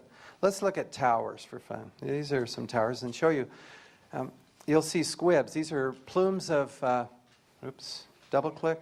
Oh, there we go. See the plumes coming off the side. Now, it doesn't take a lot of explosives. You pull or cut. The term demolition experts use is pulling the building. You pull these core columns, get that out of the way. The support's gone, and then gravity brings her down. Huh? It doesn't take, I've had so many, I had a mechanical engineer say, man, you have to have so many tons of explosives. No. You just don't understand how demolition works. It doesn't take that much. Here's another one for fun. Let's try. This one, you'll notice it dips in the middle first, and then down she comes as you pull the support. Okay, that's all it takes to bring them down, straight down onto their footprint, just like Building 7. And the towers also came down pretty much straight down, but there the explosions were at the top. It's a little different there. You saw that coming that way. It's interesting, but it certainly could have been explosive demolition as well. Let's see. There we go. Okay, here's the collapse of Building 7 once more. The collapse that MSNBC declined to show for some reason. I'm curious, well, I'm sure a lot of you have looked at this before because you've started studying these issues. And this is a central issue, this collapse of Building 7. But I'm just curious, how many of you, is this your first time tonight you've seen Building 7 collapse? Well, quite a few. Cool. Okay. Craig? Kind of neat, isn't it, the way it comes down? So here's a demolition expert. And he says, this is published in the New Scientist the day after on September 12th. It looked like a classic controlled demolition. It's Mike Taylor demolition contractors. If there's anything good about it, it's good the towers did not weaken to one side. They would have toppled onto other buildings. That's what you expect from uncontrolled demolition. You expect, this again is the law of physics. Second, the law of increasing entropy or disorder. You expect it to topple over. However, the collapse of the towers mirrored the strategy used by demolition experts. In controlled demolitions, explosives are placed not just on the lowest 3 floors, but also at the higher floors, on several consecutive floors. The explosions at the higher floors enable the collapse to gain downward momentum as gravity pulls the full weight of the unsupported higher floors into the lower floors like a snowballing effect. It's actually pancaking, but where you've pulled the material out of the way below. It cascaded down like an implosion. There's that word again. So here you see Building 7, upper right. And let's see, we saw the squibs, yes, we did. Remember the towers, the controlled demolition? You saw the plumes of gas and debris coming off. An explosion causes those plumes. Now if you look here at the tower, this is one of the towers, this is the other. Doesn't matter too much which one. You see these plumes way below the area where there's destruction up here and pulverization, which is also interesting. You see these plumes, and if you look closely, there's substantial debris in there. We're hoping to get a close-up of this and see if that isn't actually a beam that's been severed and is being hurled out. But these plumes, and I had a civil engineer who was otherwise very skeptical of my paper. He said, that really does look suspicious, this plume coming off here. There is one in the middle. Good eye. Yes, good eye. Okay, let's look again here. This is Building 7 now. You'll see the plumes smaller, and they're going up, not down, which is significant. See how quickly they go up? Now, if it's collapsing floors, a floor making a air pressure, that should go down, not up. So this really does look like what you'd expect. And you see some in the front, too. Over in this area, see? And over there. Okay, so I mean, to me, I'm starting to get thinking, testimony from firefighters reporting explosions, and it was on the lower level of the building, not just the upper. I'm moving along because I'm 15 minutes now behind. Okay, here's the expert, building fire expert saying, an editor-in-chief of fire engineering, look, we got to stop destroying the evidence. He's complaining about the structural steel that has been and continues to be cut up and sold for scrap. Crucial evidence that could answer many questions, which we all, or at least many of us, want to answer. Apparently some don't. But the destruction of evidence shows the astounding ignorance. This guy tends to write rather boldly. He was upset. Shows the astounding ignorance of government officials to the value of a thorough scientific investigation. He finds nothing to justify this behavior. The destruction and removal of evidence must stop immediately. And then he calls for a thorough investigation.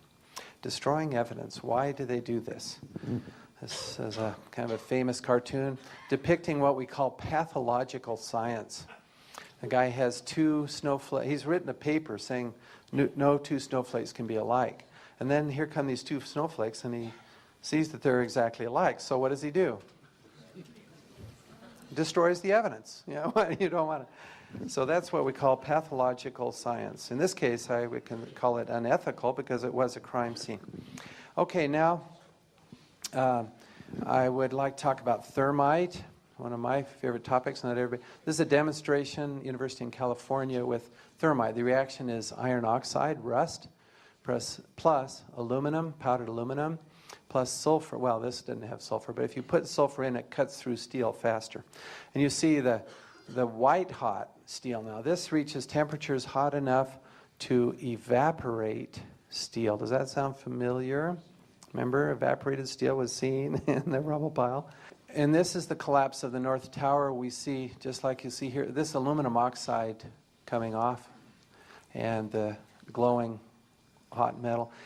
it looks like, we're trying to get more photos, but this looks like, this is a steel structure now from the North Tower. Something glowing there, and then this trailing off smoke coming off of that. It certainly looks like thermite, but there's more. There was molten metal found beneath both towers and Building 7. Now, the temperature, according to Eager and others, in these fires is about 650 centigrade. To melt steel requires 1,500. Thermite gets you up well past that, 2,500. And as you look at the molten stuff being pulled out of that, we have photographs and so on of this, but you see that you've got this yellow hot stuff. Now that can't be this material, metal. Now the color of the metal tells you the temperature. It's physics, independent of the metal. So this has to be something that can hold together even when it's salmon and yellow hot. Well, what is that? Structural steel can handle that, you know, lemon and salmon temperatures, no problem. Aluminum, where's aluminum?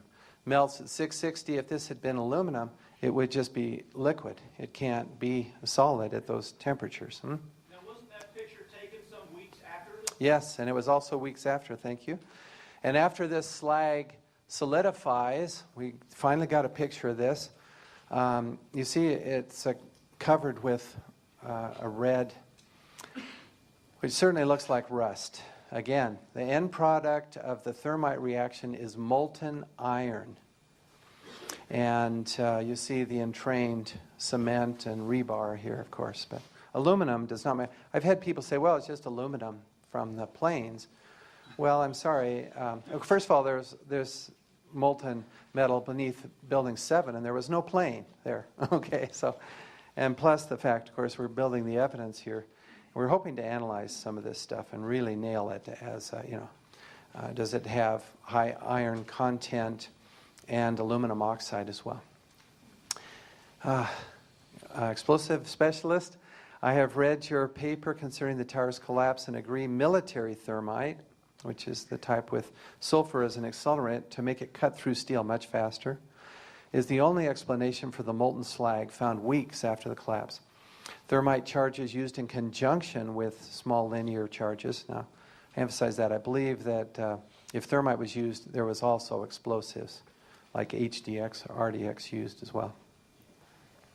FEMA talks about the sulfidation. This is in the FEMA report. I'm sorry, it's this Professor Barnett again. He's a good guy out in Massachusetts. Said, look, we found this steel under Building 7, and it's got sulfidation, means sulfur attacked the steel, which it does. Where'd the sulfur come from? Good question. Used in conjunction with thermite, it's called thermate. It's a military form, and it's used to cut through steel rapidly. Hot spots in the rubble corroborate the reports of the deep down molten metal. This is, well, let me just say, this is, FG is building the South Tower, and then the North Tower is, let's see, the North Tower is the CD right here, in this area, the red color, and then this is Building 7. The red-orange implies these very high temperatures. This is 5 days after 9/11. Okay, I'm going to have to skip this. Well, I'll read a little bit. There is an explosion at the base of the building. This is Building 2. White smoke from the bottom. White smoke, again, consistent with thermite. Something happened. See, what you do is you want to cut those core columns, these huge steel cores, down low. And this is what the demolition expert said. If I were going to bring the towers down, I would put explosives in the basement to get the weight of the building to help collapse the structure. Gosh, that sounds just like what happened, particularly at Building 7. But, you know, the tower is also, there are reports of explosions. Now we get to a little thing that's kind of important, a puzzle piece. I brought along puzzle, which my wife dug up for me. We're putting out these puzzle pieces, you know. Molten metal at the bottom of the both towers and Building 7, and it rusty when you look at the slag. The collapse of Building 7, straight down. The rapid collapse of Building 7. The fact that the fires were not hot enough, you know, we're trying to put these pieces together and figure it out. Here's another one of these puzzle pieces. In building 7 was the CIA's undercover New York station. And also offices of the Department of Defense and FBI. Now this is a high security building. It's not like you can have hijackers running in there. It's cordoned off on 9/11 and start planting explosives that day. No, or the towers either, of course. And this is a particularly high security building. Now here's another puzzle piece, which I think will interest you. Down at the bottom here, I mentioned this briefly. The towers were old and loaded with asbestos. There was much discussion of how we're going to get this asbestos out of the towers or take the towers down. It was prohibitively expensive.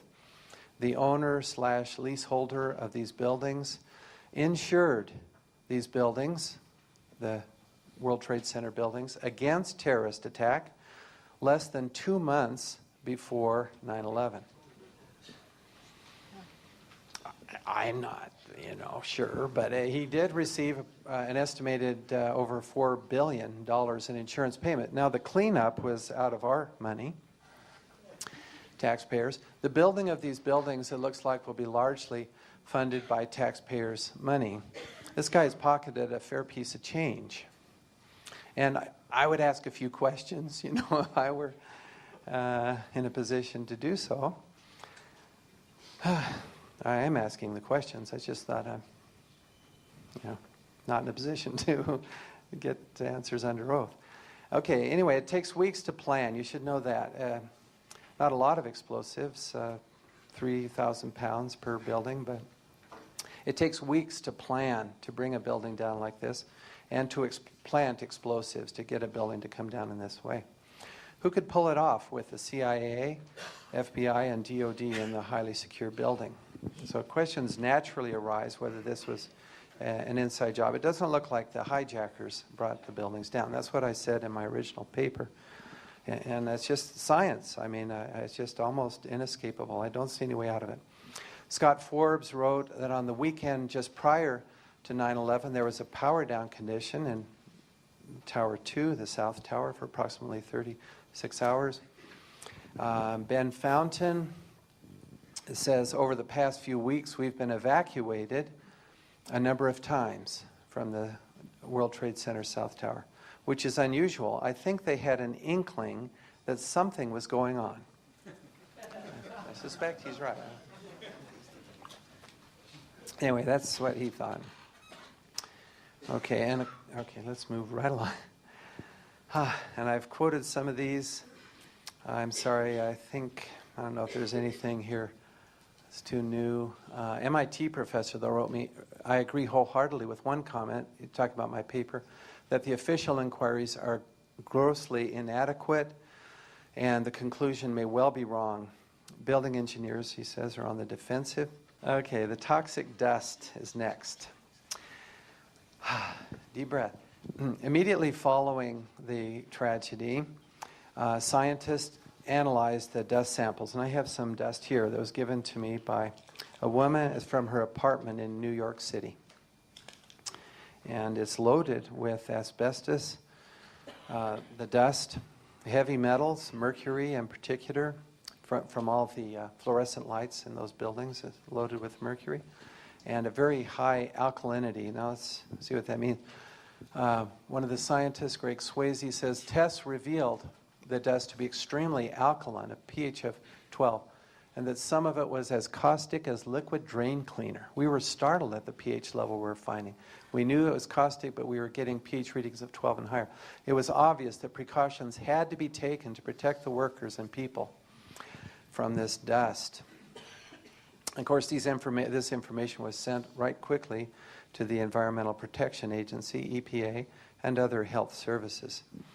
Now, what happened? Here we see a report by Internal Inspector, EPA Inspector General Nikki Tinsley. Here's what happened. I'm just going to read this. It was in the newspapers. You might have seen it. This is from a Seattle Post-Intelligencer report. At the White House's direction, the EPA gave New Yorkers misleading assurances that there was no health risk from the debris-laden air after the World Trade Center collapse, according to an internal inquiry. The White House, quote, this is quoting from Tinsley's report, convinced EPA to add reassuring statements and delete cautionary ones. Now, folks, this makes me upset a bit. I'll try it. When Leslie said, don't get, too. As a scientist, to see politicians take perfectly good scientific data, this is very hazardous, toxic stuff. We've got precautions. And to flip that upside down and say it's safe, that is just wrong. It's unethical. And it is, I mean, I can't call it anything else, but, okay, I'll use the scientific term, data falsification. Okay, that's the scientific term. However, what they explained was that at that time, all statements to the media should be cleared first by the National Security Council, which is Bush's main forum for matters. Senior aides in his cabinet are on this on this council. I'd like to know who pushed for this data falsification. A little more. The EPA Inspector General found the EPA was persuaded to omit guidance for cleaning. See, originally the EPA had a statement saying, well, here's what you have to do. It's dangerous stuff. Guidance for cleaning spaces, tips on potential health effects from this dust, which contains asbestos, lead, glass fibers. You can see the chips of glass, even in that lady's apartment, in this stuff. I mean, it's not like you want to touch this stuff or breathe it. Oh, what did they actually say? Oh, yes, not quite yet. Okay, so there have been people now who've died. You may have noticed this. It was just a few weeks ago now. This is in the news again. A man, a police officer who helped clean up, retired.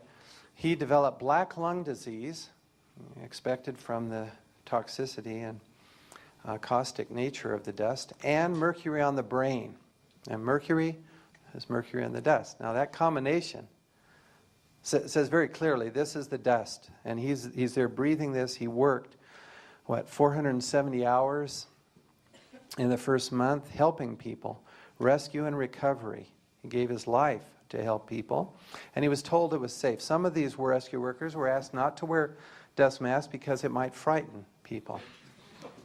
This is not nice. I mean, this is very bad stuff. A majority of residents and ground zero workers have reported worsening respiratory problems in the years since the attacks. Tim Keller died also at the age of 41, clearly because of this dust.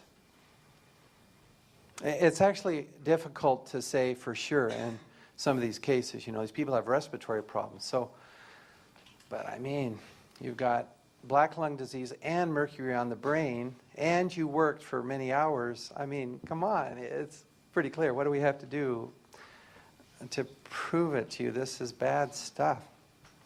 And they shouldn't have said it's safe. So here's where they're saying it's safe. I'm quoting from the EPA press releases directly, and this is the ones that went out to the public, not the initial one that's had cautionary warnings, but the ones that went to the public.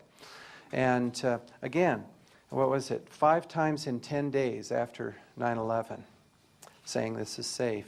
Our tests show that it is safe for New Yorkers to go back to work in New York financial district. This was obviously one of the prime concerns of politicians. We want to get the financial district going again. EPA Administrator Christy Whitman, who has since resigned, announced that the results, air and drinking water monitoring, indicate these vital resources are safe.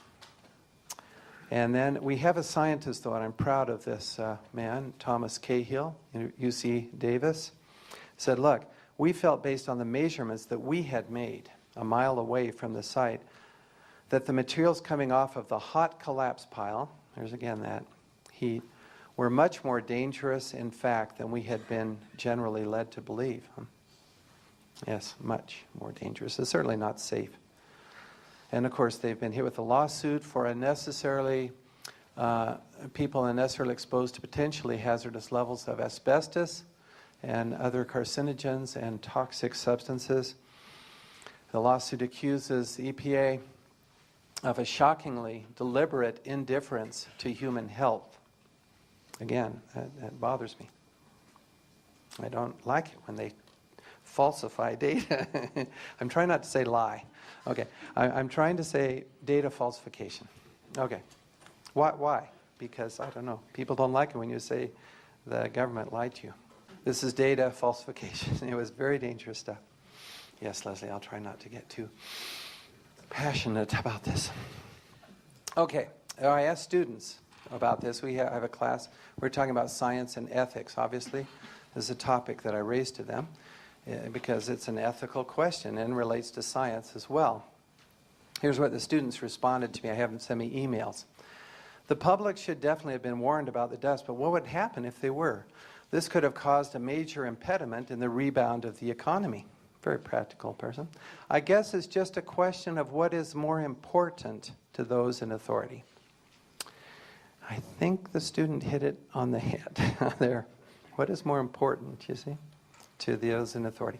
Is it right to sacrifice some lives for the national good? A student asks. In this context, my point of view is that honesty is the best thing for the people. Losing lives due to the toxic dust can be thought of as a propagation of the terrorist act. That's an interesting point of view. And here's the student last at the bottom here. I've been thinking a lot about this, she wrote. Excuse me. Our political leaders basically have our lives in their hands. I've been paying more attention to the news, and I think that I will actually take the time to vote next time. Yes, yes. Yeah.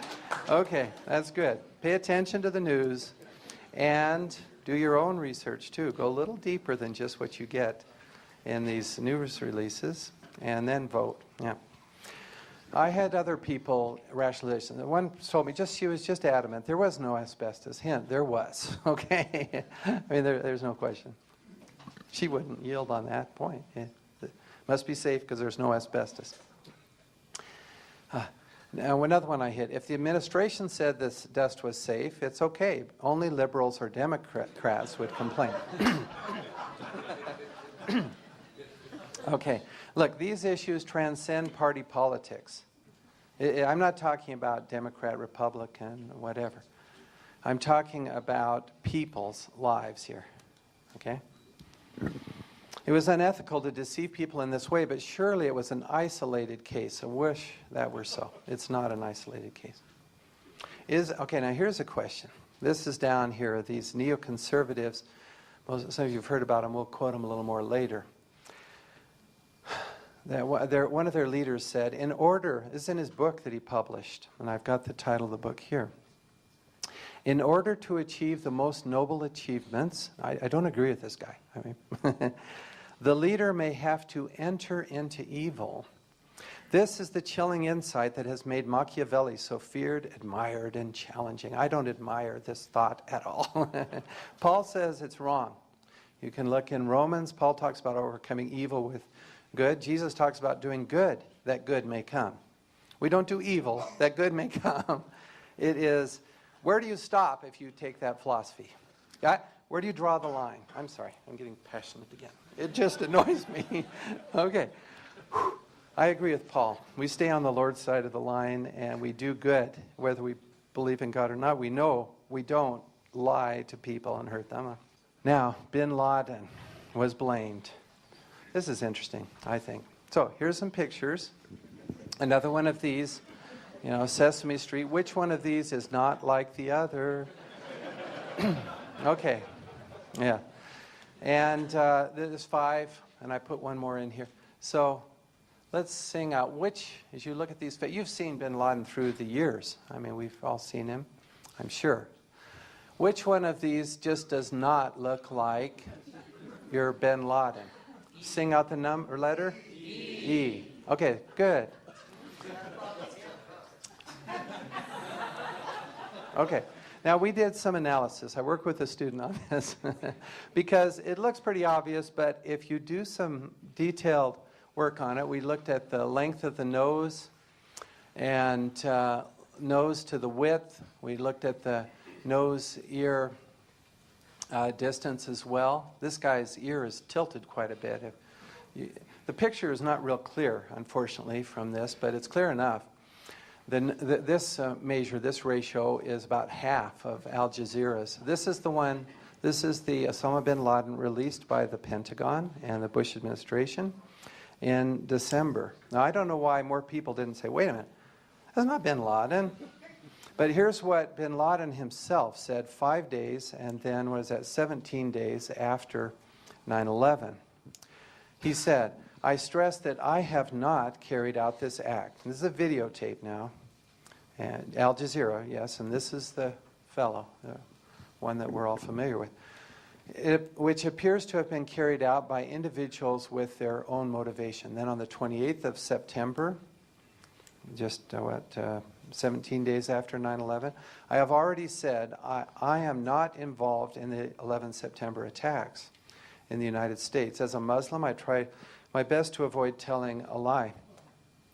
Now, I'm not saying he's a good man, but I'm just saying, let's give him a chance, okay? And see, why do we all think that he's responsible? Did you know that he denied this? See, what happened was the U.S. administration urged American media not to broadcast these words because they're saying perhaps he's giving signals to the cells of terrorists that are still in the United States, which is possible. Yeah. But as you actually look what he says, he is denying that he was involved.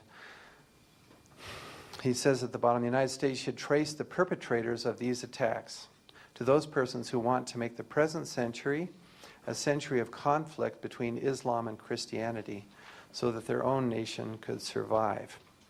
That's quite a statement, but I'm not saying it's right either, but it's something to think about. Now, this is again, the bin Laden from the so-called smoking gun video. And it's true that he does say that he was, this guy is, that he calculated the number of casualties from the enemy who would be killed based on the position of the tower. I mean, he's clearly talking about that.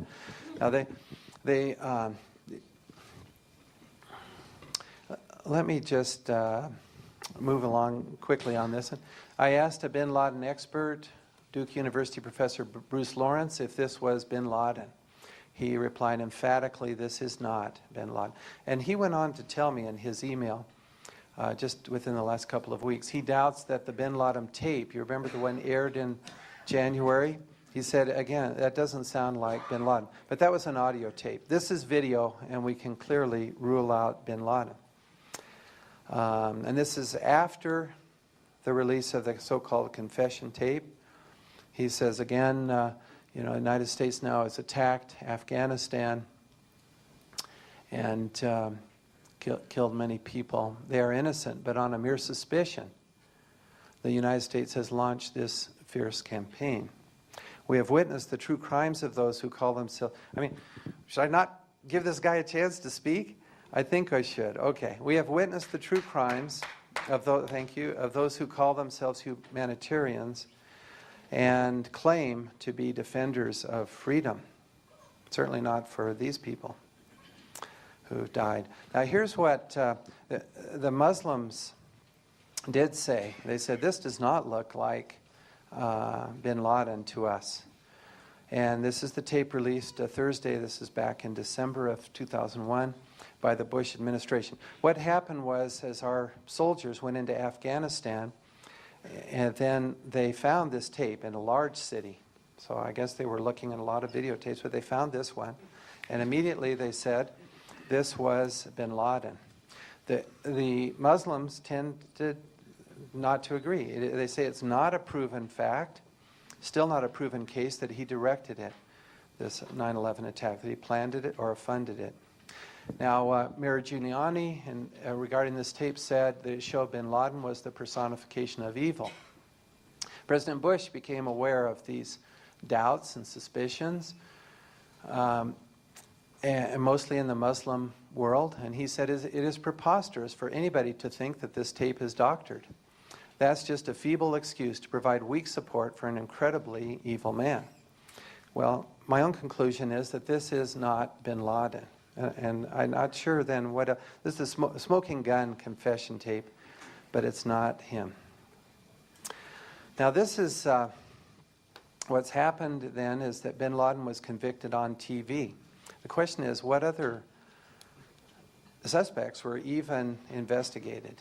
The evidence from the crime scene, as we've seen, was destroyed as the steel beams were cut up and shipped quickly away. The dust was declared safe. Surveillance videos and flight recorders have been seized and not released to the public. I'm talking here about the surveillance videos at the Pentagon in particular. They released 5 frames, which don't show a jet going into the Pentagon at all. It's very suspicious. And so, again, if I were to talk about good science, we start with the facts and draw conclusions. Bad science is we start with the conclusion. I wrote it here. I put this on myself. Muslims did it.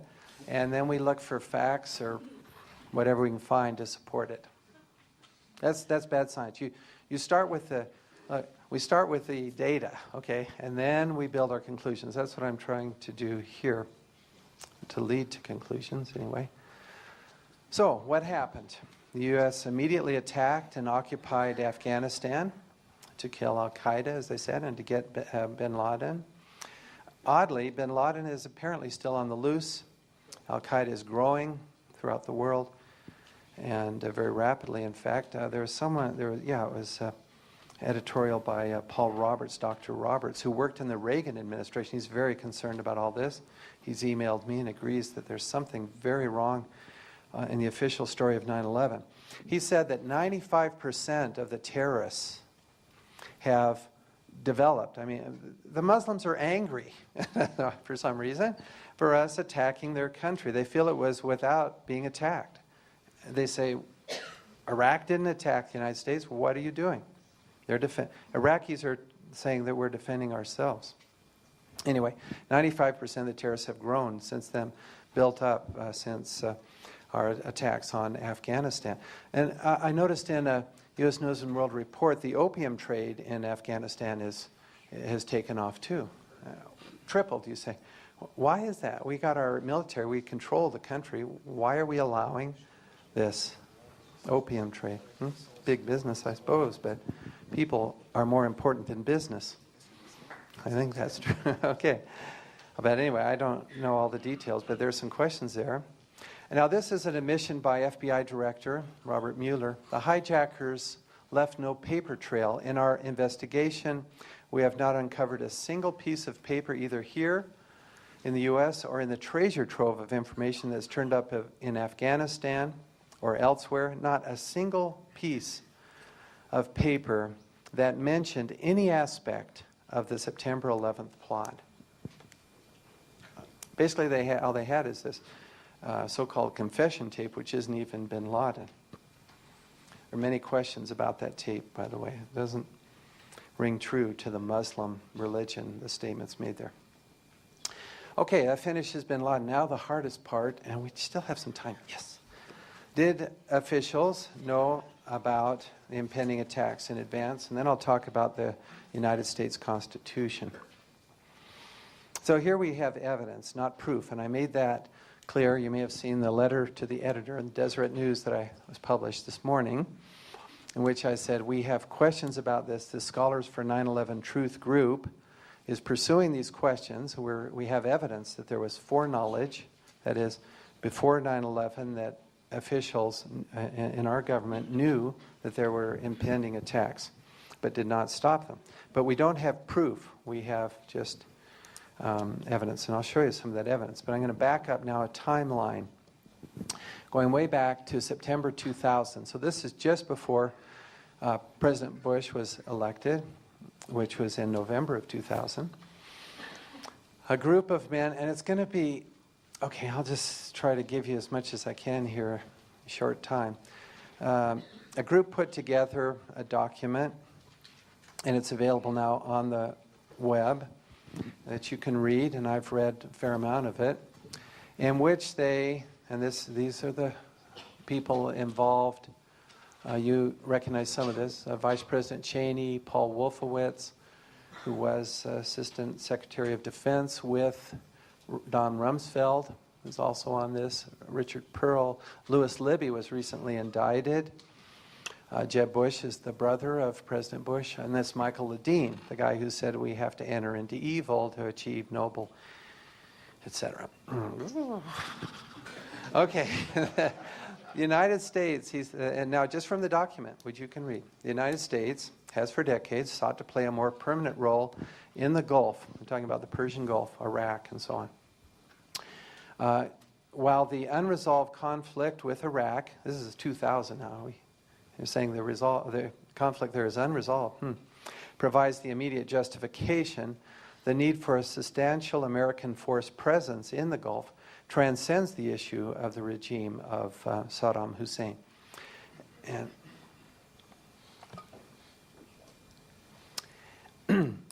they're itching to get the United States military into Iraq back then. The process of transformation, you have to read this document. They're talking about a transformation of war. It's essentially, and they call it, well, they mentioned it's a revolutionary change in American society. They want it to be more militaristic, and I think that's just a good summary of what they're talking about. Much more money for the military thereafter. It is likely to be a long one unless or absent some catastrophic and catalyzing event like a new Pearl Harbor.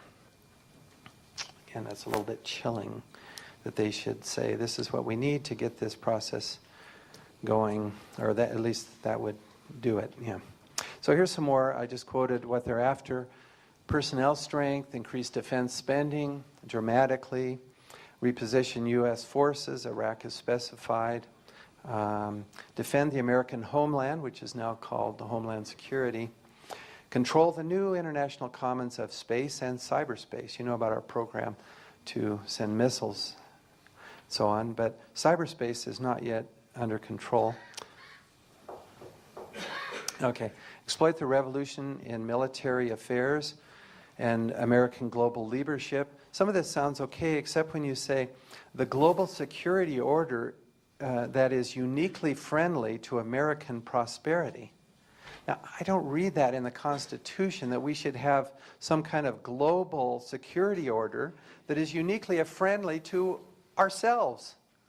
The term my friend Professor David Griffin uses for this is American empire. That's what it sounds like. You agree, David?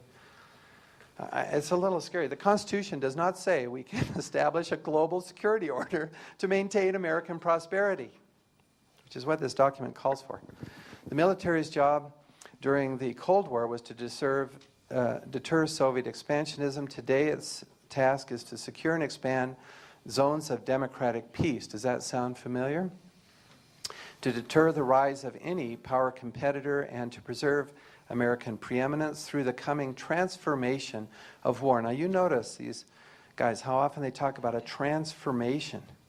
What are they talking about? Revolutionary change in American society. I'm saying, whoa, what happened on 9/11? It was a revolutionary change, but I'm not sure I like it. I'm not sure it's ethical. I'm not sure it's right to use preemptive war, which followed from that. The process of transformation, since it brings revolutionary change, is likely to be a long one, absent some catastrophic and catalyzing event. I sure hope we don't need another one of those. But here's what President Bush, and this is reported, reporters learned this, on the night of 9/11, he wrote, the Pearl Harbor of the 21st century took place today. Now that connection isn't necessarily strong, but I think we would all agree that that was like Pearl Harbor, getting us into war and to other changes. I've already talked about most of this. Who these neoconservatives, these men are called neoconservatives, but they call themselves that, and they're now in the administration. Richard Armitage, Bill Bennett, Jeb Bush, Ellen Bork, Dick Cheney, Khalilzad, Louis Libby, of course, indicted, Richard Pearl, Don Rumsfeld, and Paul Wolfowitz, who's now the president of the World Bank, appointed by President Bush. And to me, this is information we need to know. More puzzle pieces. I wish it wasn't so that they had this plan and we're seeing it coming out. But folks, we can read about this plan. We can stop it if we want to. If you want to have American empire, then you can continue to support this group. They're called neoconservatives. Now, this is Secretary O'Neill, who was fired later, but he's writing a book about his experiences in the Bush administration. At the first meeting, this is again the National Security Council we talked about before. This is Bush's department heads and closest advisors. And from a CBS News report, but it's in his book, Paul O'Neill, I think is a very honest man. The price of loyalty, he calls it. He was fired, but he said, from the very first instance, it was about Iraq. Now, this is back then in January of 2001. This is before, of course, 9/11 by 9 months or so.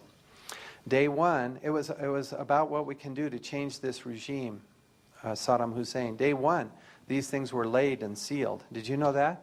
They're talking about how are we going to get into Iraq. The president was saying, go find me a way to do this. And then O'Neill comments, for me, the notion of preemption, attacking a country without having been attacked first, in order because they may have weapons of mass destruction and so on, you know, before they didn't, it turned out, but that the U.S. has a unilateral right to do whatever we decide to do is a really huge leap. And it's an enormous change of policy. It's called the Bush Doctrine. It was enunciated, was at West Point after 9/11, before we attacked Iraq. This policy of preemptive war is just a fact. I mean, okay, preemption, and you can just look up Bush Doctrine, Google on that. You'll learn a lot about the preemptive war doctrine that O'Neill is complaining about. Also in this CBS News report, they talk about Suskund, who says there was a plan for a post-Saddam Iraq. Now, this is way back before 9/11. They discussed an occupation of Iraq in January and February of 2001. These are painful truths to me. I've been I'll admit it, a lifelong Republican, but I don't associate with that party at this time. Or any party, tell you the truth. I'm looking for facts. And for someone who'll support the Constitution, we'll see. But anyway, they discussed an occupation of Iraq in January and February of 2001. The planning envisioned peacekeeping troops. We have those in Iraq. War crime tribunals. We have those in Iraq. And even divvying up Iraq's oil wealth was discussed. Interesting. We haven't done that. That's not a popular thing to talk about. This is a quote that I just struck me, and I put it in here also. Dick Cheney famously said, deficits don't matter. I'm sure many of you heard that at a cabinet meeting. Secretary O'Neill objected to that. He said they do matter. We can't just keep ballooning our national debt, which has grown by about 30% in the last 4 years, 1/3. But Cheney said, we won the 2002 midterms. This is our due. I don't know if you've noticed how the national debt's exploded. I worry about it. Forewarning. There are reports in foreign newspapers, not a lot of this, and BBC broadcasting. U.S. officials were warned of imminent major attacks by terrorists, especially during the summer of 2001. This is before 9/11, by Britain, Egypt, France, Germany, Israel, Italy, and so on. There were names of 4 of the terrorists. I don't recognize all of these, but I do recognize Mohammed Atta, who was one of the principal hijackers. Anyone tell me which tower he flew into? I'm not sure. South Tower, I think. North? Oh, North Tower. We got a consensus on it. He didn't survive. Passport apparently did. His passport was found, yes. Okay, another question. But so as this came out, this came out, of course, after 9/11. The fact that these warnings were given to the United States government. And Jane's Intelligence Digest says, it is rather strange that the U.S. media seems to be ignoring what may well be the most explosive story since the 11 September attacks, the foreknowledge. Well, there's a lot of explosive stories, including explosions, that were heard by many people, but and as you see, the squibs and so on.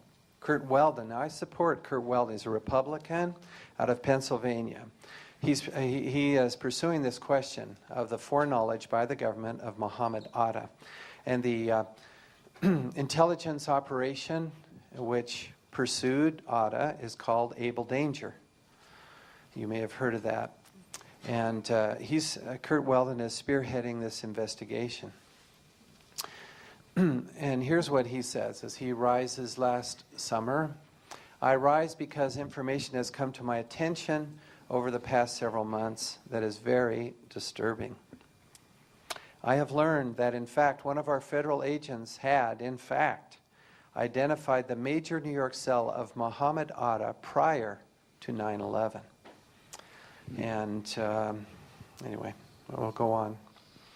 There's an editorial about this. And now here's a man, I think, who respects the Constitution.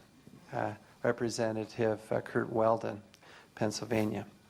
To his credit, he's pursuing this. An editorial about this, which was in the Wall Street Journal, says, and I'm just quoting now from the editorial, the final 9/11 Commission report, released in July of 2004, concluded that American intelligence agencies were unaware of Mr. Atta until the day of the attacks. This now looks to be embarrassingly wrong. Even the most junior investigator would immediately know the name and photo ID of Atta in 2000 is precisely the kind of intelligence the FBI has many times employed to prevent attacks. Yet the 9/11 Commission inexplicably concluded it was not historically significant. This astounding conclusion. See, these words that people use, saying, what is going on here? How could they make a conclusion like that? And later, initially, the 9/11 Commission people said, well, we didn't know. And then later they said, well, yeah, we did, but we didn't think it was that important. Gosh, it's very important. This astounding conclusion, in combination with the failure to investigate Able Danger and incorporate it into the findings of the Commission, raises serious challenges to the Commission's credibility. There's a book about the 9/11 Commission by David Griffin, which I recommend, which I've got, and I've read a lot of it, which challenges more than just this oversight. And 9/11 families, of course, are concerned about this. One woman says, I'm angry that my son's death could have been prevented. Now, this is a very serious thing. It needs to be pursued. And I support Representative Weldon in his investigation. Here's some more. It's September 10th, the day before. Just a number of things happened that could be coincidences, but it could be there was foreknowledge. Newsweek reported on September 10th, Newsweek has learned, a group of top Pentagon officials suddenly canceled travel plans for the next morning, apparently because of security concerns. On September 10th, Donald Rumsfeld admitted at a press conference that over $2 trillion in Pentagon funds could not be accounted for. Quoting Rumsfeld, according to some estimates, we cannot track 2.3 trillion in transactions. Ordinarily, you'd get some interest out of that soon.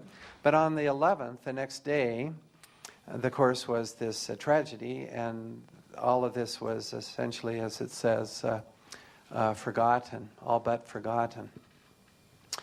And some of this has been found, but apparently not all of it. There's still hundreds of billions, I understand, missing. Nobody seems to be worried about.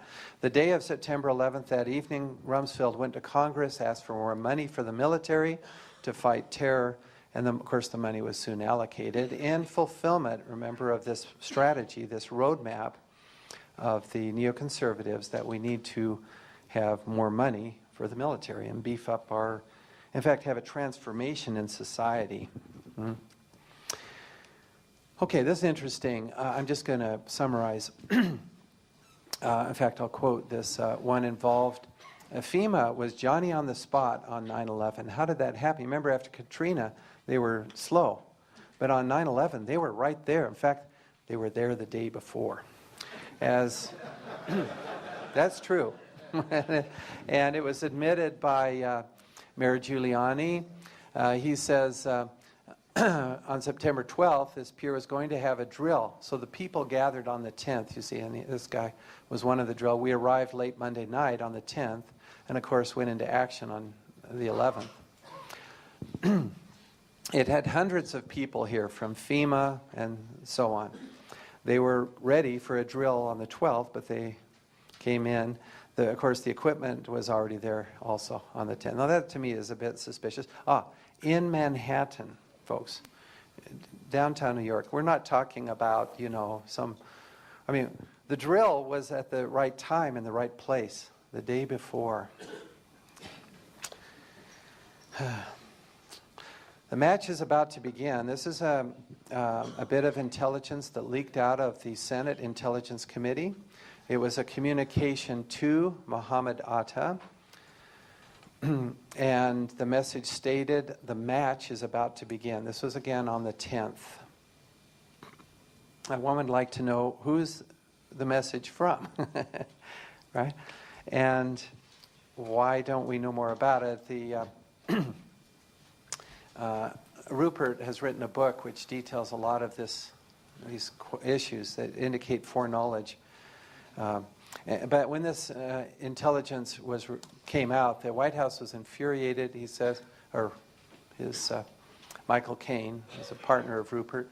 The Intelligence Committee had released this bit of information. They were threatened with polygraphs and office searches for disclosing classified information. It seems to be what was the recent one? Wiretapping, domestic wiretapping. So what do? Apologize? No. We try to find out and punish the person. And Nikki Tinsley, the one who said the dust was toxic, she was also criticized for her report by the administration. We're getting almost done. Lack of air defenses on this day. This is an important point, and it bears scientific analysis. There's a lot of data here. Building 1, World Trade Center 1, crashed. That is, the plane crashed into it at 8:46. We knew we were under attack at that time. At 8:46, it's coincidentally the same time, American Airlines 77 was taken over. You know that because it goes wildly off course at that time. 8:40, what does it say? 8:46, right here. Now, FAA tracks planes, and when they go wildly off course like that, the typical response is to scramble military escorts. Doesn't mean you're going to shoot it down. No, it's a graduated response. It means you try to get the plane to land if it looks like it's hijacked. And of course, the transponders are off. Transponders, so you know that this plane is not. Well, it really looks hijacked, okay? It's not just off course. But even off course, the military routinely scrambles. In the year before 9/11, 67 times. Near D.C., it only takes about 5 minutes to scramble a jet because, as you see, there are 2 Air Force bases right near north and south of Washington, D.C. So we're talking 5 minutes. Now, the takeover was 8:46. 52 minutes later is the collision of the plane and the Pentagon or something. I'll just leave it at that. At 52 minutes, where were our air defenses? Now, this is a very important question. It just takes minutes. We routinely scramble aircraft. Where were our defenses that day? This concerns me deeply. The 9/11 Commission report deals with this. Of course, they can't ignore it. Washington Post says, here's how they handled it. Portray a discombobulated government that can't even keep track of the hijacked planes. Fighter planes flying in the wrong directions. Pilots have no idea why they're in the air. Well, that may be, but I'm afraid there's a little more to it than that. I'm not going to listen to the video from her. We will skip some of this. Let me read, though, what people say. Generally, it's impossible to carry out an act of terror on the scenario, which was used in the USA yesterday as a Russian Air Force commander. As soon as something like that happens here, I'm reported about that right away, and in a minute we are all up. Well, that used to happen in the United States, but not on September 11th, and I'd like to know why. Okay, Secretary Mineta, in his testimony to the 9/11 Commission, I'm quoting it here in yellow. So, the Commission's saying, well, let's see what happened on 9/11. That's their job. Good. Mineta says this. Let's read it and think about it, please. During the time that the airplane was coming into the Pentagon, there was a young man who would come in and say to the Vice President, now, the scene is we're under the White House in a bunker. The President is flying because he'd been in Florida, and he's not back in Washington till about 7 p.m. that evening, the 11th. So the Vice President's in charge down there. Secretary Mineta is there, and he reports what he observed. A young man would come in and say to the Vice President, the plane is 50 miles out. Plenty of time, folks, to scramble a jet. Next, the plane is 30 miles out. When it came to the plane is 10 miles out, the young man also said to the Vice President, do the orders still stand? The Vice President turned and whipped his neck around and said, of course, the orders still stand. Have you heard anything to the contrary? Now, my question would be, what orders? For heaven's sake, there's plenty of time to shoot the plane down. The plane was not shut down, it didn't have to be shot down. It could have been forced down. Okay, we don't have to. This is a common misperception that when you scramble a jet, you're going to shoot the plane down. No. This 67 times in the year prior, not one of those was shot down. Okay, so no, you escort the plane, you try to get it to land. I mean, shooting down is absolutely the last recourse, of course. In this case, there's plenty of time to scramble a jet. There was no jet scramble. The plane was not intercepted, and it crashed into the Pentagon, killing many people, including a Latter-day Saint. I read in the Deseret News, a woman in the Pentagon when this plane hit then. Where were our air defenses? And what are these orders? And why didn't the Commission ask about these orders? You know, Mineta's testimony, he seems like an honest man to talk about this. His testimony was not even included in the 9/11 Commission report. I'd like to know what is going on. Flight recorders. This fellow, Nicholas DeMasi, firefighter, worked with federal agents. We loaded up about $1 million of equipment. There were a total of 4 black boxes. We found 3. According to the government, 0 were found. This is in the towers. See, we want to know what's happening on the flights, what's really happening. So that's just another puzzle piece. I don't know if that's as important as what those orders were. Here's another puzzle piece. President Bush was in Florida at an elementary school during the attacks, reading a book about goats with the children. And we'd already had an attack. Remember, it's 8:46. And he told a reporter he'd heard about the attacks, but he goes ahead and heads to the school. He said, I was sitting there, and my chief of staff, well, first of all, when we walked in the classroom, I had seen this plane fly into the first building. There was a TV set on, and you know, I thought it was pilot error. And I was amazed anybody could make such a terrible mistake. And something was wrong with the plane, or, you know. But you know, this is the first tower now, and that was a private person, and that was not shown on TV. People didn't even know that this private person had captured that first plane hitting the tower. It was not shown for, I think it was 3 or 4 hours after the first tower had been hit, and then this person came forth with his video evidence. It was long after, so this is puzzling. Maybe he made a mistake there. Andrew Card came in at 9:02 and whispered in Bush's ear, and he said, "America is under attack." This is now the second tower being hit, and Bush continues to sit there for another 20 minutes or so, about 20 minutes, until about 9:25. Now, my main question is, I mean, I can understand this is shocking, and he might not have known what to do, but where were his handlers, the security agents of Bush? He's in a public place, we're under attack, he's in danger, and the children are in danger. Let's get him out of there. 20 minutes he sits there. This is puzzling and disturbing in the sense that it's unexplained. I don't know how to explain it unless they knew beforehand, but maybe not. There's some questions there, certainly. These are the puzzle pieces. There are many more, some of which are in our papers. And finally, I'd like to point out the United States Constitution provides for defense, not wars of aggression, when we haven't even been attacked by Iraq. The core principles of the Constitution are limited, balanced government, reserving powers and rights to the states and the people. Protection of inalienable rights are given by God, not the government. This is just a recent editorial. Paul Roberts worked under Reagan, President Reagan. He's very concerned about what is happening in the current administration. He's was a good Republican. You see, well, I understand, work with Reagan. I really respect President Reagan.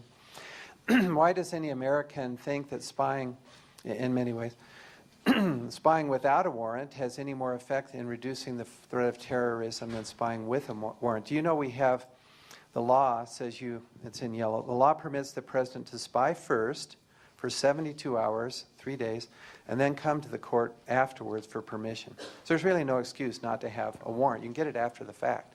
President Bush has said he's not going to do that. Many people are saying that's against the law. I'm wondering, why not do it legally? Yeah, the law allows this, and who's being spied on?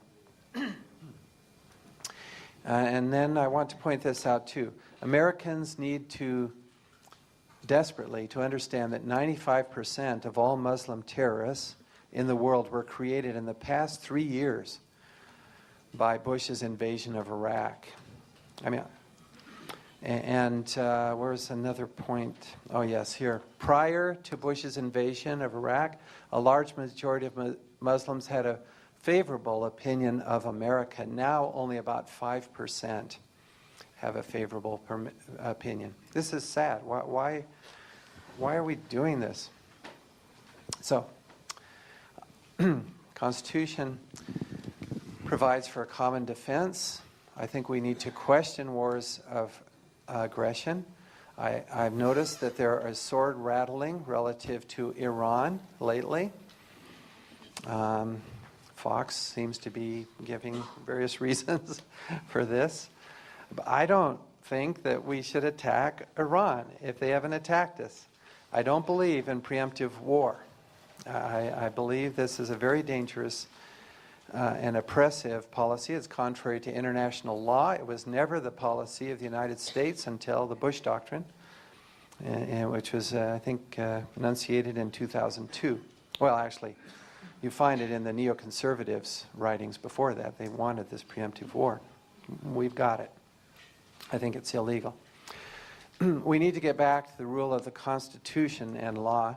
No one should break the law with impunity, including warrantless wiretapping. We have law. It allows you 72 hours to get permission. Torture.